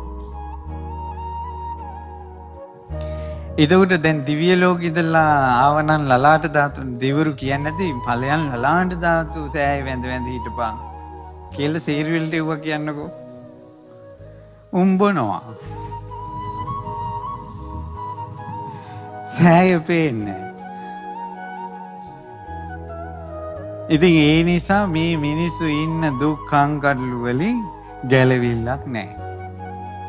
මේ මනුස්ස ලෝකේ තියෙන නිന്ദා අපහාස අවලාද කරදර කංකටළු සැමියා විඳින දුක් බිරිඳ විඳින දුක් දරුවෝ විඳින දුක් කන්දරා ඉවරක් නැහැ. ගෙවල් වල දුක් කන්දරා ඉවරක් නැහැ. අම්මලා ගෙවල් වල බත් අම්බනවා උදේට උයනවා දවල්ට උයනවා හැන්දෑවට උයනවා. මේ අත් වලින් බත් තම්බා ඉන්නවා මිසක් සැනසille නිදා ගන්න නැහැ මිනිස්සුන්ට. එක ප්‍රශ්නයක් ඉවර වෙනකොට තව ප්‍රශ්නයක්. පින්වතුනි මිනිස්යන්ට අද කාලේ මිනිස්යන්ට දුක්ඛං කඩලු කරදර වැඩි. ඒකට හේතුව මොකද්ද? ආයුෂ අඩු නිසා. අවුරුදු 80000ක් ආයුෂ තියෙන කාලේ මිනිස්සු කර්ම විපාක විඳින්නේ අවුරුදු 80000ක්. අද අවුරුදු 80000ක් විඳින කර්ම විපාක අවුරුදු 60න් 70න් විඳින්න ඕන. ඒ නිසා එක ප්‍රශ්නයක් ඉවර වෙනකොට එක ප්‍රශ්නයක්. මායේ කියන්නේ කුමන පදනමක් මත ඉඳලාද? ඒ තමයි අවුරුදු 80000ක් ආයුෂ තියෙන කාලේ ලෝකේ පහළ වෙන බුදුරජාණන් වහන්සේ නමක් අවුරුදු 80000ටම කරන බුද්ධ කෘත්‍ය මගේ බුදුරජාණන් වහන්සේ අවුරුදු 45ට කළා. ඒ වගේම තමයි අවුරුදු 80000ක් මනුස්ස ලෝකේ කෙනෙක් විඳින කර්ම අද මේ අඩු ආයුෂ තියෙන කාලේ මිනිස්සයා විඳිනවා. ඒ නිසා එක ප්‍රශ්නයක් ඉවර වෙනකොට තව ප්‍රශ්නයක්. මිනිස්සු හිතාගෙන ඉන්නවා ප්‍රශ්න ඉවරුණාට පස්සේ ධර්මයේ හැසිරෙන්න ඕන. ලෙඩ රෝග වැඩි මන් නිරෝගී වුණාට පස්සේ ධර්මයේ හැසිරෙන්න ඕන. ඒක මිරිඟුවක් වගේ. කවදාවත් ඉෂ්ට වෙන්නේ නැති ප්‍රාර්ථනාවක්. ලෙඩ රෝග නම් ඉවර වෙන්නේ නැහැ. කරදර ඉවර වෙන්නේ නැහැ. සංසාරේ සතුරු මුණ ගැහෙනවා. තමන්ගේම ඥාතින් විදිහට, දරුවෝ විදිහට, ස්වාමියා බිරිඳ විදිහට සංසාරේ සතුරු මුණ ගැහෙනවා. තමන් රැකියා ස්ථානෙට යනකොට එතන සංසාරයේ සතුරු කැපිලි කෙටිලි තමන්ම කරපු දේවල් තමන්ටම විපාක දෙනවා. මේ වාගේ මනුස්ස ලෝකේ මේ නරාවලේ විඳින දුක දෙවියෝ නොදන්නවා නෙවෙයි. හැබැයි කියනවා උඹ ගිහිල්ලා මැණික අරන් වරෙන්. දැන් අන්නර සූරපුරේ කිසිම කරදරයක් නැතුව සැප සම්පත් විඳ විඳ හිටපු සූරයා දෙවියා අසුරපුරේකට යනවා වගේ මේ මනුස්ස නරාවලට වැටෙනවා. මේකට ආවට පස්සේ මගේ අම්මෝ කරදර ගොඩ නින්දා අපහාස කණ්ඩ නෑ බොණ්ඩ නෑ පෑවිල්ල මේ කොරෝනා ඒක මදිවට ලෙඩ දුක් කරදර හන්දියක් ගානේ රිදෙනවා බෙහෙත් හේතක් හරියට අහන්නේ මේ විදියට දුක්ඛං කටළු ගොඩාක් තියෙනවා. එතකොට පින්වත්නි අර අසුරපුරයකට ගිය සුරේක් වගේ ඔන්න ඒ අසුරපුරයට ගිය ගමන් අසුරයෝ රවනවා. මෙයත් එක ඇඟේ හැප්පෙනවා. නමුත් මෙයා ඒ අසුරපුරයට ගියේ මැණික ගන්න. මෙයා මොකද කරන්නේ අර යුද්ධ මැද අර අය රවණේවා ගැන හිතන්නෙත් නැතුව ගෙරවුන් ගැන හිතන්නෙත් නැතුව තමන්ට කරන කෙනිහිරිකම් ගැන හිතන්නෙත් නැතුව මැණික කරාම යනවා. මැණික කරා ගිහිල්ලා ඇයි යාට පැවරුණ වැඩි. මෙයා යුද්ධ මැද යනවා. තමන්ගේ යහළුවෝ ගියා කීප දෙනෙක් අර මැණික ගන්න අසුරපුරේට. ඒ අය යුද පිටියේ ඊතල වැදිලා වැටුණා. මිනි බදාගෙන අඬන්න වෙලාවක් නැහැ. තමන්ට අර ඈත පේන මැණික ගන්න ඕන. හිතට දුකක් ආව කඳුළු පිය දහගෙන ගිහිල්ලා මැණික ගන්නවා යා. එයා මේ මැණික ගත්තට පස්සේ එයාටත් ඊතල වදිනවා. එයාත් එක්කත් යුද්ධෙට එනවා. පපුවට මැණික තුරුළු කරගෙන කොහොම හරි අසුරපුරයෙන් පෙන ගන්න එනවා. එනකොට අතට ඊතල වදිනවා, කකුලට ඊතල වදිනවා. බඩ ගගා හරි අසුරපුරයෙන් පෙන ගන්නවා.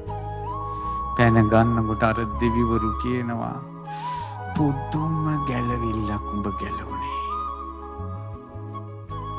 උඹ පුදුම ගැලවිල්ලක් ගැලවුනේ. ආන්නේ වගේ තමයි මනුස්ස ලෝකෙට ආවට පස්සේ පුදුම කරදර ගොඩක් මැද සද්ධාව උපද්දව ගන්න තියෙන්නේ. අතප්පයක් නැතුව හරි ඇහැක් කනක් අඳ වෙලා හරි බීරි වෙලා හරි සද්ධාව රැකගෙන හිටියොත් එහෙම දෙවියන් අතරට ගියාට පස්සේ දෙවියෝ කියනවා උඹ පුදුම ගැලවිල්ලක් ගැලවුනේ. පුදුම ගැලවිල්ලක් ගැලවුනේ. බුද්ධ වචනෙන් කිව්වොත් සකුන්තෝ ජාල මුත්තෝ අප්පෝ සග්ගාය ගච්ඡති. සකුන්තෝ ජාල මුත්තෝව අප්පෝ සග්ගාය ගච්ඡanti. ඒ කියන්නේ කුරුල්ලෝ මේ කුරුළු ඇද්දාගේ දැලට කුරුල්ලෝ අහුවෙනවනේ. ඒ අහුණාට පස්සේ එක කුරුල්ලෙක් හරි ඕකෙන් පැනලා ගියොත් පුදුමයක් නෙවෙයිද කියන්නකෝ. මගේ අම්මෝ එක කුරුල්ලෙක් මේකෙන් පැන්නනේ. අන්න ඒ වගේ මනුස්ස ලෝකෙන් මැරෙන අයගෙන් එක්කෙනෙක් හරි දිව්‍ය ලෝකෙ ඉපදුනොත් එහෙම බුදුරජාණන් වහන්සේ වදාලා ඒක දැලකින් එක කුරුල්ලෙක් නිදහස් වෙලා ගියා වගේ. එච්චර අමාරුයි. සද්ධාව ගන්නත් අමාරුයි, සද්ධාව රැක ගන්නත් අමාරුයි. ඇයි ඔන්න බණ ටිකක් අහලා යාන්තම් තුනුරුවන් ගැන පැහැදීමක් ඇති වෙනවා. ඇති වෙනකොට අර ටීවී එකේ බලනකොට පේනවා හාමුදුරුවෝ හතර ගාතෙන් උස්සගෙන යනවා පේනවා. අහවල් අපරාධයට අහවල් හාමුදුරුවෝ ගෙනිච්චා කියනවා. අහවල් හාමුදුරුවෝ පෙළපාලියට ගියා කියනවා. අහවල් මාධ්‍ය සාකච්ඡාව කියනවා. අන්න අර හාමුදුරුවෝ ස්ථානවලට කාකුටා ගන්නවා කියනවා. මේවා ඔක්කොම ටීවී එකෙන් බලනකොට මගේ අම්මෝ යාන්තම් ඇති වෙච්ච සද්ධාව සුන්නත් දූලි වෙනවා. අද කාලේ උන්වහන්සේලා වැඩක් නැහැ. එයාට හිතෙනවා ඕන්න සිවුරු දාගෙන උන් කරන වැඩ හිතෙනවා. සද්ධාව රැකගන්න එක ලේසිද අද ටීවී එකත් එක්ක කියන්නකෝ. පෙන්නන්නේ මේවා. පෙන්නන්නේ මේවා. මේ ලෝකේ නඩු කියනවා කොච්චර දිනවද කියන්නකෝ මේ මිනිසුන්ගේ නඩු. හැබැයි හාන්දුර නමන් නඩුවකට පැටලලා වුණොත් ටීවී එකේ පෙන්වන්නේ නැද්ද? පෙන්නනවා. හාමුදුරුවන්ගෙන් වෙන වැරදිම පෙන්නනවා.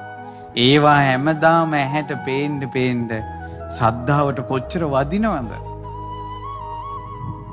ඒ නිසායි දෙවියෝ දැක්කේ සද්ධාව උපද්ව ගන්නත් අමාරුයි, සද්ධාව රැක ගන්නත් අමාරුයි.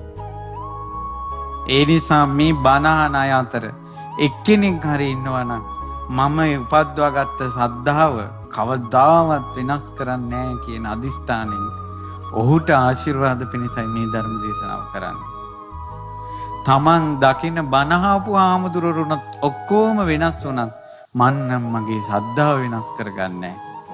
ඇයි කවදාවත් මම සරණ ගිය බුදුරජාණන් වහන්සේගේ බුදු ගුණ වෙනස් වෙන්නේ නැහැ. මම අහපු ධර්මයේ වෙනස් වෙන්නේ නැහැ. මම සරණ ගිය සාරිපුත්ත මොග්ගල්ලාන ආදී මහරහතන් වහන්සේලාගේ ගුණ කඳ නම් වෙනස් වෙන්නේ නැහැ. ඔය අද කාලේ හාමුදුරුවරුන්ගේ වැරදි කියලා මේ මිනිස්සු කතා කරන එකම වැරද්දක්වත් සාරිපුත්තයන් වහන්සේගේ අතින් වෙන්නේ නැහැ. මොගලන් මහරහතන් වහන්සේ අතින් වෙන්නේ නැහැ. අඩුම ධර්මයේ සෝතාපන්න වෙච්ච කෙනෙක් අතින්වත් අද කතා කරන වැරදි අඩුපාඩු සිද්ධ වෙන්නේ නැහැ. මම සරණ ගියේ මාර්ගඵලලාභී සංගරුවනයි.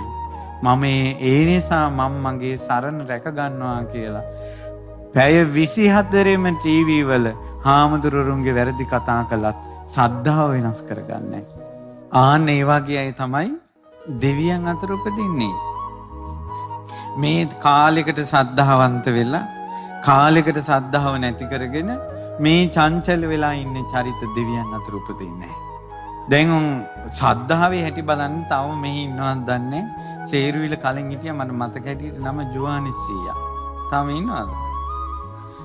ජුවානිස්සීයාගේ වෙච්ච කතාවක් අහන්න. අහලා තියෙනව නේද? ඉනෝරිස් ජීනෝරිස් මාමා. ඒක රටටම දැනගන්න හොඳයි. ඔය 80 ගණන් වල බීසන කාලේ උන්දෙත් අහගෙන එකට පටලවාගෙන ගිනල්ලා මේ සේරුවිල ඉස්සරහ අර කණුවක ගැට ගහලා කඩුවෙන් පිටට ඇන කිව්වා කියාපන් කියලා. මුන්ද මොකවත් දන්නේ නැහැ. ඊට පස්සේ මෙයා මොකුත් කියන්නේ නැති නිසා අර ඒ මුන්ද ඇදගෙන අර කණුවේ ගැට ගහපු මිනිස්සු කිව්වා මේක හරියන්නේ නැහැ ටයර් අරන් වරෙන් කියලා. තින් ටයර් ටික අරගෙන දැන් ටයර් අරගෙන එන්න ගියා. ඒ යන අතරේ මොන්දට පේනවා සේරුවිල මේ උතුම් ලලාට දත්තු සෑය. මොන්ද සෑය දිහා බලාගෙන කිව්වා මගේ හදවතේ පැහැදීමක් තියෙනවා මේ ලලාට ධාතු සෑය ගැන පිපුණ නෙළුමක් වගේ. බුදුරජාන් වහන්සේගේ ලලාට ධාතු සෑයේ ආනුභාවයෙන් නිර්දෝෂී මට අනේ මේ සෑයෙන් පිහිටක් වෙන්න ඕන කියලා. ඔයාලා කියන්නේ අර ළඟ හිටපු මිනිස්සයා එහෙම නිදි කිරාගෙන වැටුණා. අරුන්දගේ දන්වැල් ටික ලිහුණා. ගැට ගහලා තිබ්බේ. ඊට හොඳ එතනින් පැනලා ගිහිල්ලා අර එහා පැත්තේ කලපුවෙන් ගිහිල්ලා බඩගින්නේ වැඩි කමට ඕන දෙයක් වෙද්දෙන් කියලා නියඟලා කාලා නියඟලාල කෑවා බඩ පිරෙන්න. ඒත් ලලාට ධාතුන් වහන්සේගේ පිහිට තමයි මට තියෙන්නේ කියලා එහෙම වැටුණා. දවස් 4කින් හෝ හොඳට සීහ ඇවිල්ලා තියෙන්නේ. මැරිලා නැහැ. අදටත් ඉන්නවා. සරණෙන්ම ගත්ත පිහිට. සේරුවිල එහෙම මිනිස්සුත් ඉන්නවා. සරණෙන්ම පිහිට ගත්තා. අද කාලේ තිසරණේ රකින්න අමාරුයි. මිනිස්සු තෙරුවන් සරණ ගිහිල්ලා ඉන්නේ දැන් අයගේ මූණු බලාගෙන. ඒ නිසා දැන් පෙනෙන හාමුදුරුවන්ගෙන් වැරද්දක් වෙච්ච ගමන් ඒ මිනිස්සු තමන්ගේ හිතේ තියෙන පැහැදීම ඒකෙන්ම නැති කර ගන්නවා. ඒක මහා භාග්‍යයක්. මැණික ගන්න ගිය මිනිසයා මැණික රැකගෙන මේ පුරෙන් පැන යන්න ඕනේ. ඒ නිසා බලන්න අනුරාධපුර යුගයේ ඔය ජයසිරි මහ බෝධීන් වහන්සේ වැඳලා තූපාරාමේ වඳින්න උපාසක මහත්තයෙක් කෙනෙකුට ඒ තූපාරාම විහාරයට කිට්ටුව සිවුරක් පොරවාගෙන සල්ලාලකම් කරනවා ගෑණියෙකුයි මිනිහෙකුයි. එතකොට ඈතට පේන්නේ හාමුදුරු නමකුයි භික්ෂුණියකුයි අනාචාරය දෙනවා වගේ පේන්නේ. අර උපාසක මහත්තයා දැන් එනකොට එකපාරම දැක්කා මේ අනුරාධපුර ඒ තූපාරාමයයි ජයසිරි මහ බෝධීන් වහන්සේ අතර ලඳු කැලෑවක් ළඟ මෙන්න මේ සිවුරක් දාගෙන භික්ෂුවකුයි භික්ෂුණියකුයි අනාචාරය දෙනවා වගේ දැක්කා. දැක්ක ගමන් S2 පියාගත්තා. S2 පියාගෙන කල්පනා කළා මම ජීවිතේට නොදැකිය යුත්තක් දැක්කේ කියලා බිමින් වැලි අහුරක් අරන් S2ට දාගෙන S2 පොඩි කරගෙන S2 අන්ධ කරගත්තා. ආයෙනම් සංඝයාගේ වරදක් දකින්න එපා මම කියලා. දැන් මිනිස්සු ලේ පෙරාගෙන වැටිච්ච මිනිස්සයා උස්සගෙන යනවා කිසි කෙනෙක් කතා කරන්නේ නැහැ අරයා.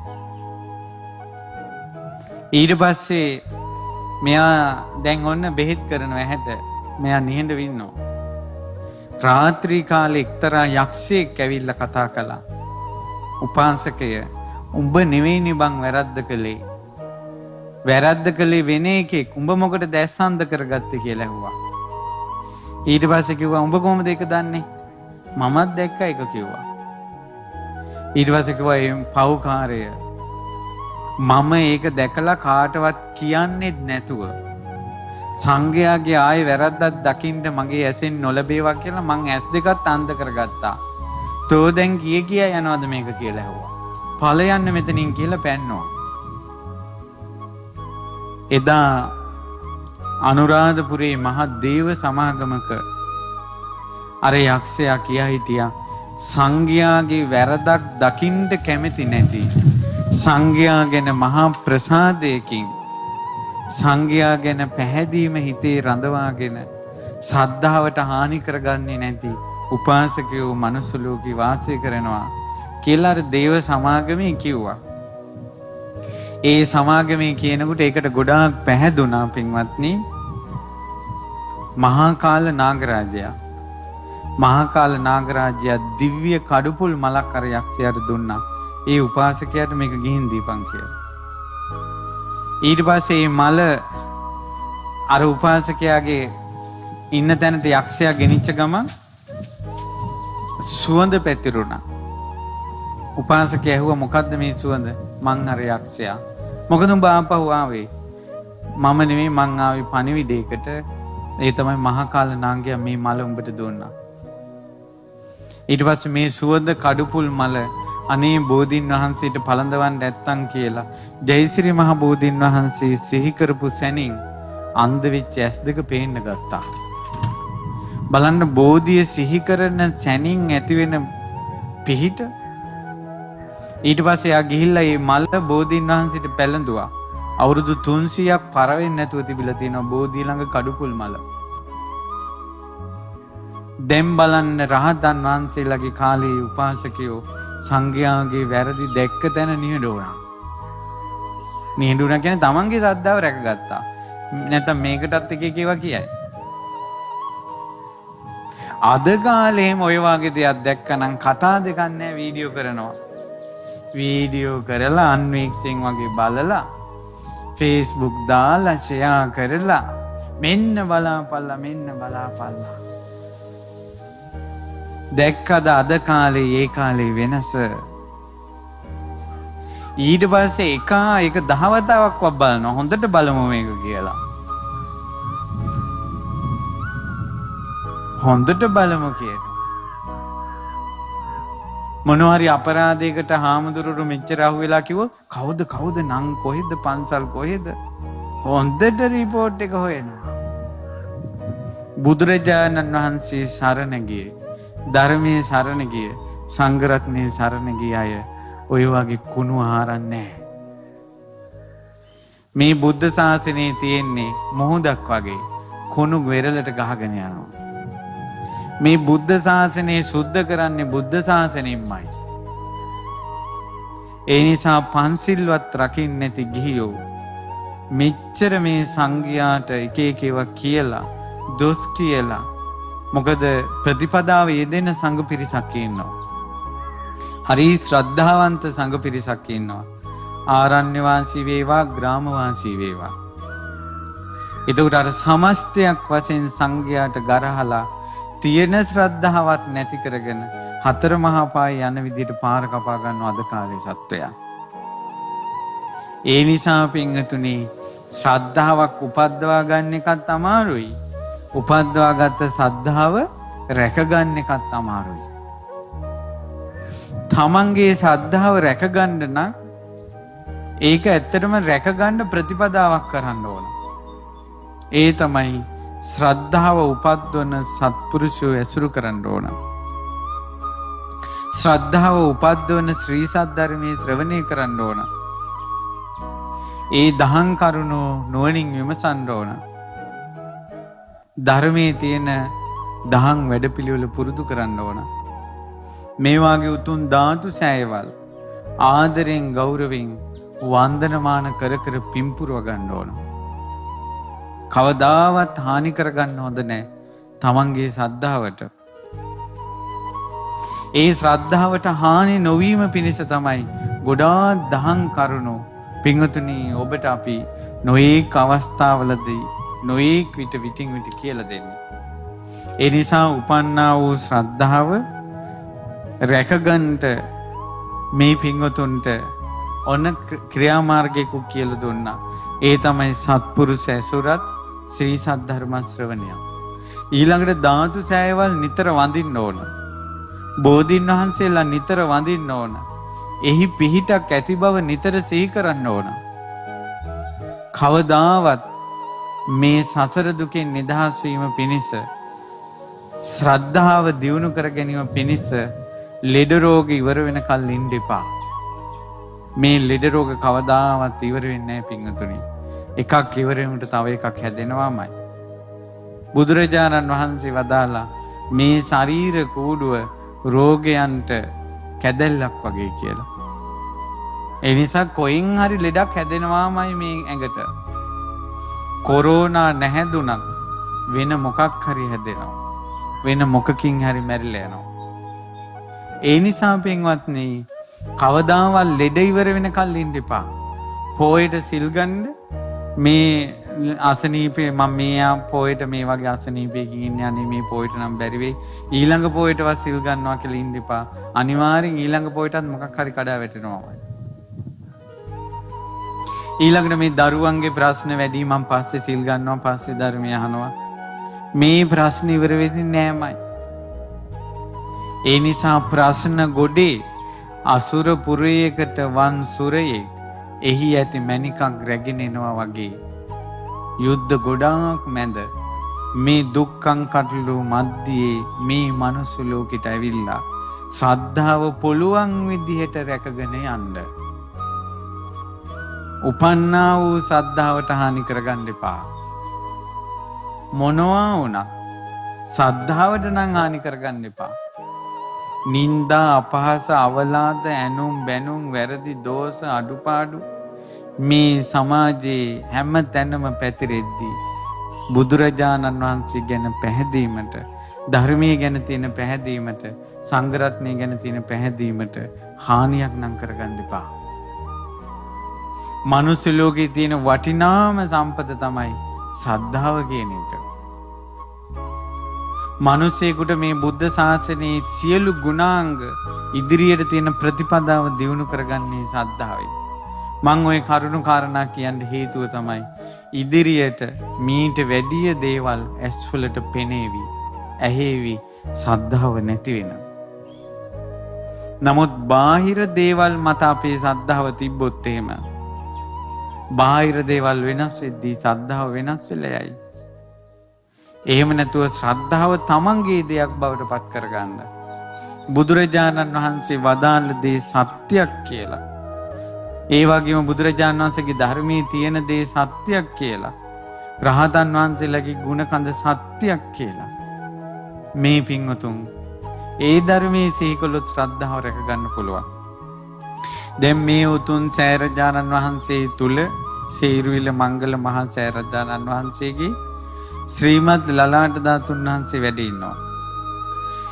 ඒ වැඩ ඉන්න ලලාට ධාතුන් වහන්සේ අද වෙන්නක්වත් දිරන්නේ නැතුව රැස් විහිදුවා ශරීරයේ කොටසක් තියෙන්නේ බුදුරජාණන් වහන්සේ මේ ලෝක සනාතන දහම අවබෝධ කරපු නිසා. ඒ තමයි අනිත්‍යයි කියන එක. ගොඩාක් අයට අනිත්‍යයි කියන සංඥාව නැහැ. හැම වෙලාවෙම Tamanට මෝන දෙන්න තියෙන හැම දෙයක්ම නිට්ටය වශයෙන්ම ගන්නවා.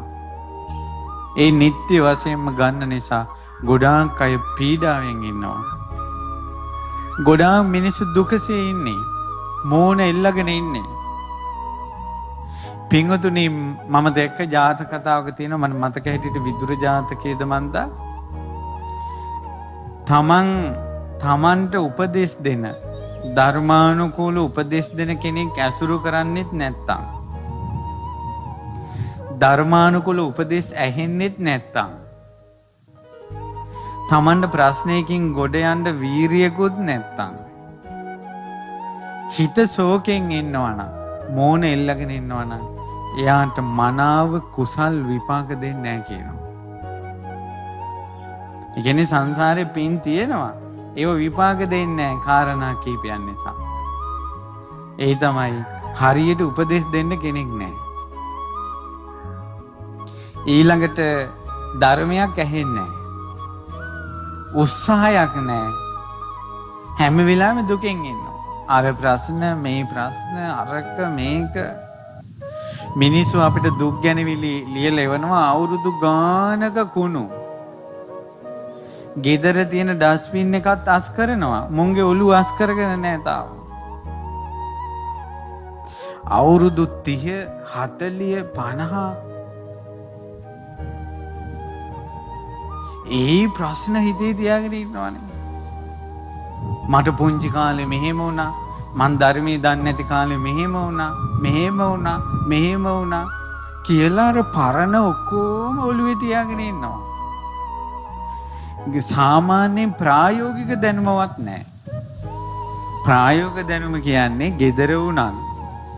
ඩස්බින් එකේ ගුණ තියෙනවා නම් ගෙදරට එන මිනිස්සුන්ට කියනවාද මේ බලාපල්ලා ඩස්බින් එකේ ගුණ මේ බලාපල්ලා ඩස්බින් එකේ ගුණ කියලා ගෙදරට එන මිනිසුන්ට පෙන්නනවද? ඩස්බින් එකේ ගුණ නම් හිමීට කාටවත් ඔක කියන්නේ නැහැ. ගිහිල්ලා විසික කරලා හොදලා ගෙනලා තියෙනවනේ. මේක කරන්නේ නැහැ මේ ඔළුවේ ප්‍රශ්න වලට. අනිත් අයට කියනවා මේ බලපන් මට මෙහෙම හිතෙනවා කියලා අර කුණු බක්කිය ඇර පෙන්නනවා. ගඳේ බෑ. ගන්ධසාරේ බෑ. අදින් පස්සේ කුණු බක්කිය ඇර පෙන්නන්න දෙපා. තමන්ගේ ලෝගුවේ කුණු වැඩි නම් අයින් කරන්න. අයින් කරලා හොදා ගන්න. කුණු හොදලා දාන වතුර ශ්‍රද්ධාව නැමැති උල්පතෙන් එනවා. මේ වගේ සෑවල් වඳිනකොට කුණු හේදිලා යනවා. ධර්මයේ අහනකොට කුණු හේදිලා යනවා. පරණ කුණු කන්දල් මතක් කර ඉන්න එපා.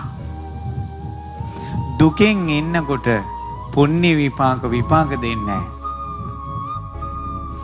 සත්පුරුෂයෙක් ඇසුරු කරන්නේ නැතකොට පුණ්‍ය විපාක දෙන්නේ නැහැ. උදාහරණයක් ගත්තොත් ඔන්න මම අද සේරුවිල මංගල මහා සෑරජාණන් වහන්සේ වැඳලා මේ සෑමලුවේ මම ධර්ම දේශනා කරනවා. මේක මගේ ජීවිතේට රැස් වෙන මහත්ඵල මානිසංස පිනක්. මට මේ දැන් රැස් වෙන්නේ.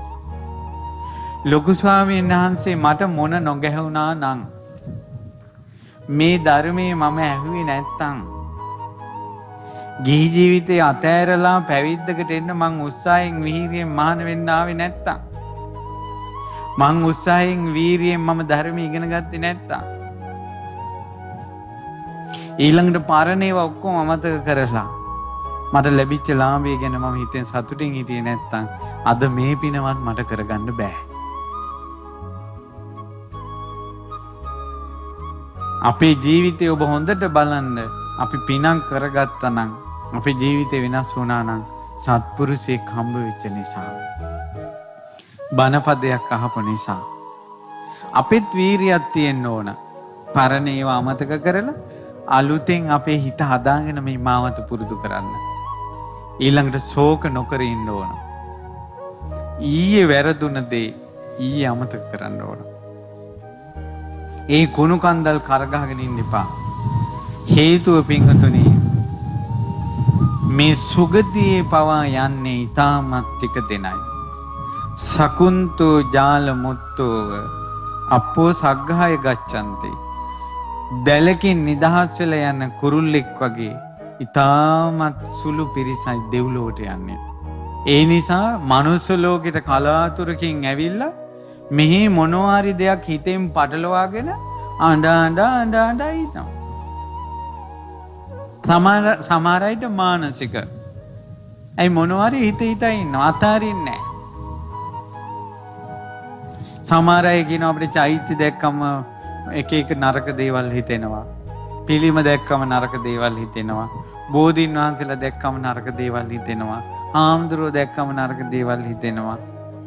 මේ දැන් හිත ඉන්නවා. ඒ සිතිවිල්ල කියන එක අනිත්‍ය දෙයක්.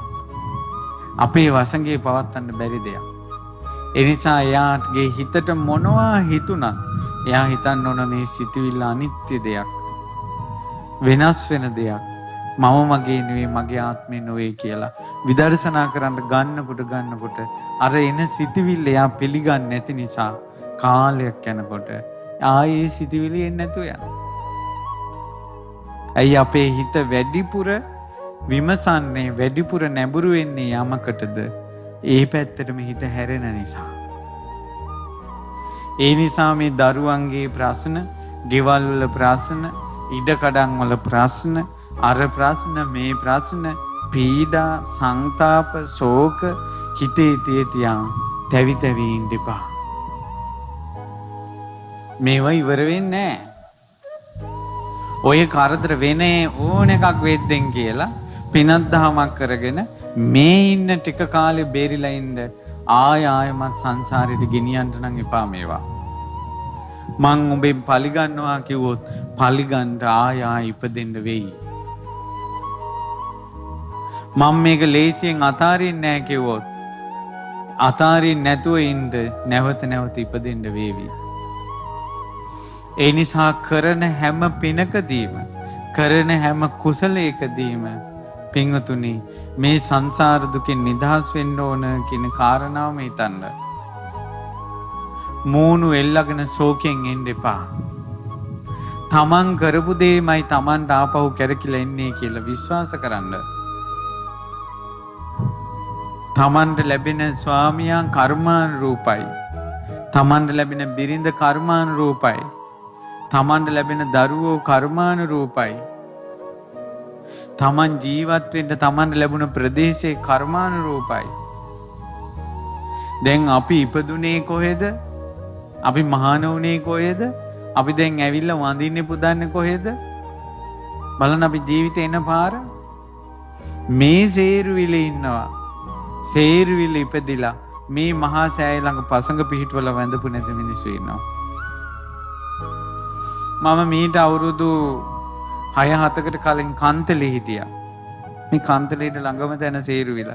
කන්තලේ මේ 60 බැනපු මිනිස්සු හිටියා. සේරුවිලට ඇවිල්ලා නැහැ. හැබැයි ගෙවල් වල ප්‍රශ්න වලට ඕන තරම් පොලිසි වල බඩ ගාලා තියෙනවා.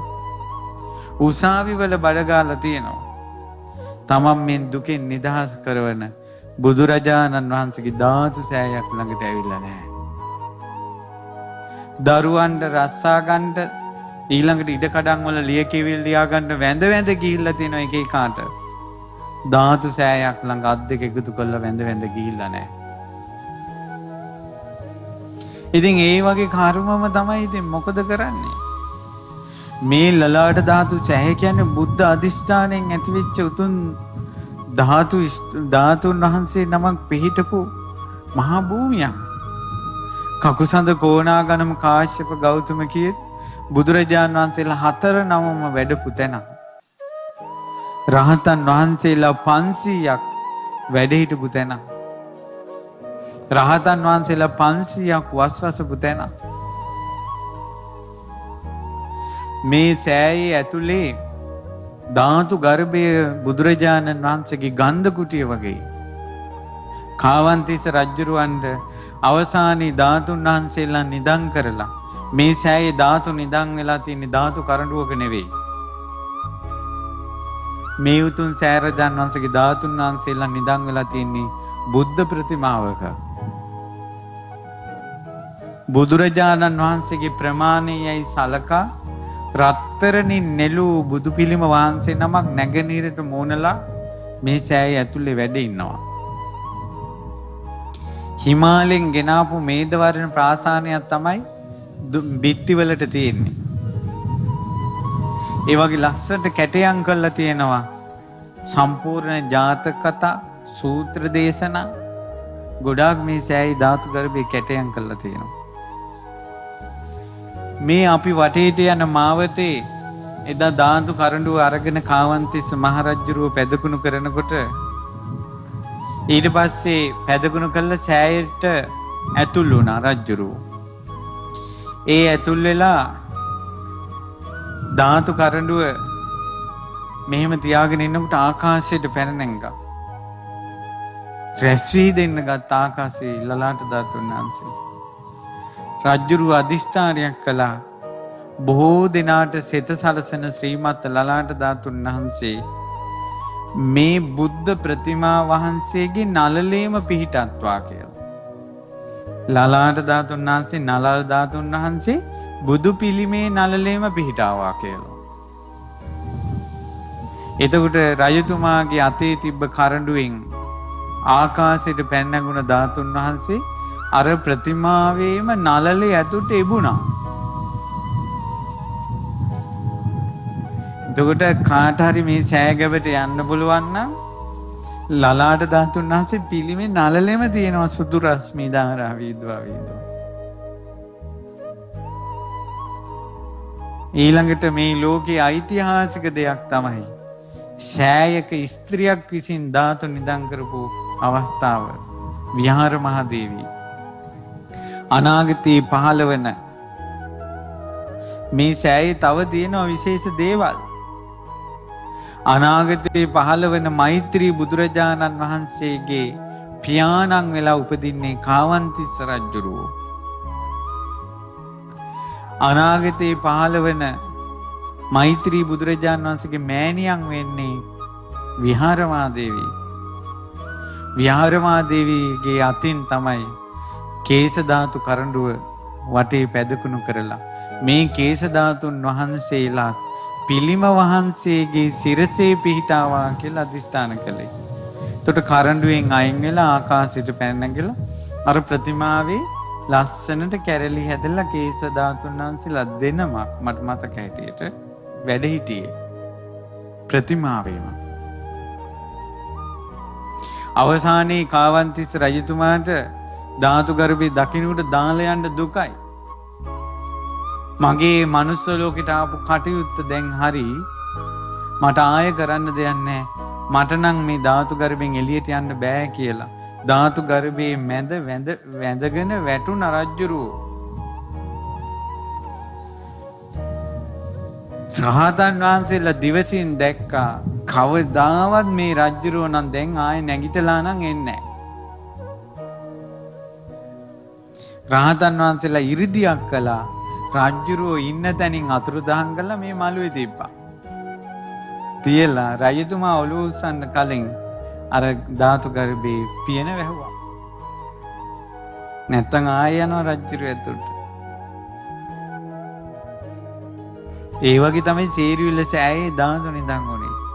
අනාගතේ මෛත්‍රී බුදුරජාණන් වහන්සේගේ ශාසනයේ උරුමකාරයෝ හදවපු සෑය මේ සෑයට වත් පිළිවෙත් කරලා වඳින අයට මෛත්‍රී බුද්ධ ශාසනයේ වරදින්නේ නැහැ. පින තිබ්බොත් වීරිය තිබ්බොත් සසර දුක හොඳට දැනුනොත් එතනින් මෙහා ගැලවීමක් තියෙනවා. මේ සෑයට වැඳ වැඳ ඉන්න අයට බුද්ධ ශාසනය ඊළඟ බුද්ධ ශාසනය වරදින්නේ නැහැ. ඒ නිසා මං සමහර වෙලාවට විල්ගම් වීරයන්දින් සේරුවිල්ල මේ අර මල් කඩ ළඟ නතර කළා. ඔය අම්මලාගෙන් අහනවා, අම්මලා මේ අද මල් පූජා කළාද සේරුවිල්ල? නෑ මේ යනායත යවුවා කිව්වා. මං කෝ යනායත යවලා යනායත් එක්කම යයි කිව්වා. එහෙම නෙවෙයි. අම්මලා මල් විකුණන්න කලින් ඉස්සෙල්ලාම ගිහිල්ලා මලක් පුදන්න අපි ජීවත් වෙන්නේ මේ සෑය නිසානේ කියලා. හැන්දෑවට යනකොට අතපය වාරු නැතුව එන්න බැරි නම් ඈත ඉඳලා හරි අත් දෙක එකතු කරලා වඳින්න ලලාට ධාතුන් වහන්සේ අපි ජීවත් වෙන්නේ ඔබ වහන්සේ නිසා කියලා. ඒ වගේන් හරි හම්බ කළා දරුවෝ ඉස්කෝලේ යවලා ජීවත් වෙලා අඩුම තරමේ මාසයකට වතාවක්වත් කිරිහාර ඩිංගිත්තක් ගෙනලා පූජා කරන්න අනේ අපි බඩ වියත රැකගෙන හිටියේ ඔබ වහන්සේ නිසා කියලා. කෙලෙහි ගුණේ දක්වපල්ලා කියලා මං සමහර වෙලාවට යනකොට කියනවා. සමහරට උන්දලා මාව අඳුරන්නේ මේ ආඳුරනමක් ඇවිල්ලා බැනලා ගියා කියලා හිතනවා ඇති. නමුත් අපිට තියෙන අනුකම්පාව අනේ මේ මිනිස්සු මේ දුකින් නිදහස් වෙනවා නම් කොයිතරම් හොඳයිද කියලා. ඒ නිසා ඔන්න දැන් මේ ඔන්න අද මේ සෑමලුවේ බොහෝ දෙනෙකුට ඉඳගෙන බණ අහන්න අවස්ථාව ලැබුණා. ඊළඟ පුම්පෝයේ දවසටත් බණ අහන්න. සේරුවිල ඉපදිලා සේරුවිල සෑයේ සිල් සමාදන් වෙන්නේ නැතුව ජීවිතේ ගෙවින්න දෙන්න එපා. එක පොයක්වත්. දන්න අයට කියලා පොයට සිල් සමාදන් වෙන්න. මේ මළුවේ මේ බණ ඇහෙනවා. ඒ බණ ශ්‍රවණය කරන්න සලස්වන්න. මේ අසුර ලෝකයකට ආවා වගේ අපි කලාතුරකින් දුක් විඳින මේ මනුස්ස ලෝකයකට ආවා. හැබැයි මතක තියාගන්න දැන් මේ තාක්ෂණයේ පිටිපස්සේ හඹාගෙන යන ලෝකයක කාමෙන් මත් වෙලා තියෙන ලෝකයක ආයෙමත් ඉපදින්න ලැබුණොත් නම් තිසරණයක් නම් ලැබෙන්නේ නැහැ. මේ තමයි තිසරණේ රැකගන්න ලැබිච්ච අවසාන යුගය. අර දෙවිවරු පණිවිඩයක් දුන්නේ මනුස්ස ලෝකෙට ගිහිල්ලා උතුම්ම දේ අරන් ඉක්මනට වරින් එක තමන්ගේ කියලා කරගෙන කියලා. ඒ වාගේ මොන ප්‍රශ්න තිබුණත් කෝටියක් කංකටලු තිබුණත් බණපදයක් අහන එක නම් නතර කරගන්න එපා. ධර්ම දේශනාවක් අහන්න නැතුව එක දවසක්වත් ගෙවෙන්න දෙන්න එපා. මේ දහස් ගණන් බත් ඇට තම්බ කෝටි ගණන් කකා බිබු හිටපු ජීවිතවල මේ අත්වලින් කිරියාර හදලා මේ උතුම් ධාතු සෑයවල් වලට පුදන්න. බෝධීන් වහන්සේලාට පුදන්න. මලින් පුදන්න. ජීවිතේ පිනෙන් පුරව ගන්න. මැරෙනකොටත් කිරිසුදු පාටින් බබලන ලලාට ධාතු සෑය පේනවා නම් කොයිතරම් හොඳද? හිත පහදවා ගන්න නැත්තම් කොයිතරම් හොඳද? ඒ නිසා අද ශ්‍රීමත් ලලාට ධාතුන් වහන්සේගේ සෑමලුවේ අපි ධර්මයේ ශ්‍රවණය කළා. ඒ ධර්ම කරුණවලදී අපි කිව්වා ධර්ම දේශනාවලට කතා කියන්නේ භූතයන්ගේ හරි ප්‍රේතයන්ගේ හරි නොපෙනෙන අයගේ හරි කතා කියන්නේ මිනිස්සු නලවන්න නෙවෙයි. ඒ කතා ඇසුරෙන් අපේ දුර්ගුණ අයින් කරලා යහපත් ගුණ පුරුදු කර ගැනීම පිණිසයි. ඊළඟට කිව්වා මනුස්ස ලෝකේ තියෙන වටිනාම දේ තමයි සද්ධාව. ඒ සද්ධාව රැක ගන්න ඕන. ඊළඟට කිව්වා අසුරපුරයකට මණිකක් ගන්න ගිය කෙනෙක් අතපයක් නැතුව හරි මණික අරන් ඒ පුරෙන් පැන ගන්නවා වගේ කෝටියක් ප්‍රශ්න මැද හරි තුනුරුවන් සරණ රැකගෙන මැරිලා යන්න කිව්වා. ඊළඟට කිව්වා ශ්‍රීමත් ලලාට ධාතුන් වහන්සේ වගේ උතුම් මහා සෑයක් වැඩ ඉන්න තැනක ජීවත් වෙන මිනිසුනි පින් නොකරගෙන නම් මැරෙන්න එපා. අවසාන මොහොතේ කිරිසුදු පාටින් බබලන සෑය මැවි පේන විදිහට සද්ධාව ඇති කරගන්න. ඔබ සියලු දෙනාට ශ්‍රීමත් ලලාට ධාතුන් වහන්සේගේ අනුහසින් ශ්‍රීමත් ලලාට ධාතුන් වහන්සේගේ ආශිර්වාදයෙන් සසර දුකින් නිදහස් වීම පිණිස ඒ උපන්නා වූ ශ්‍රද්ධාව රැකගෙන වාසය කරන්ට වාසනාව ශක්තිය ධෛර්යය සැලසේවා.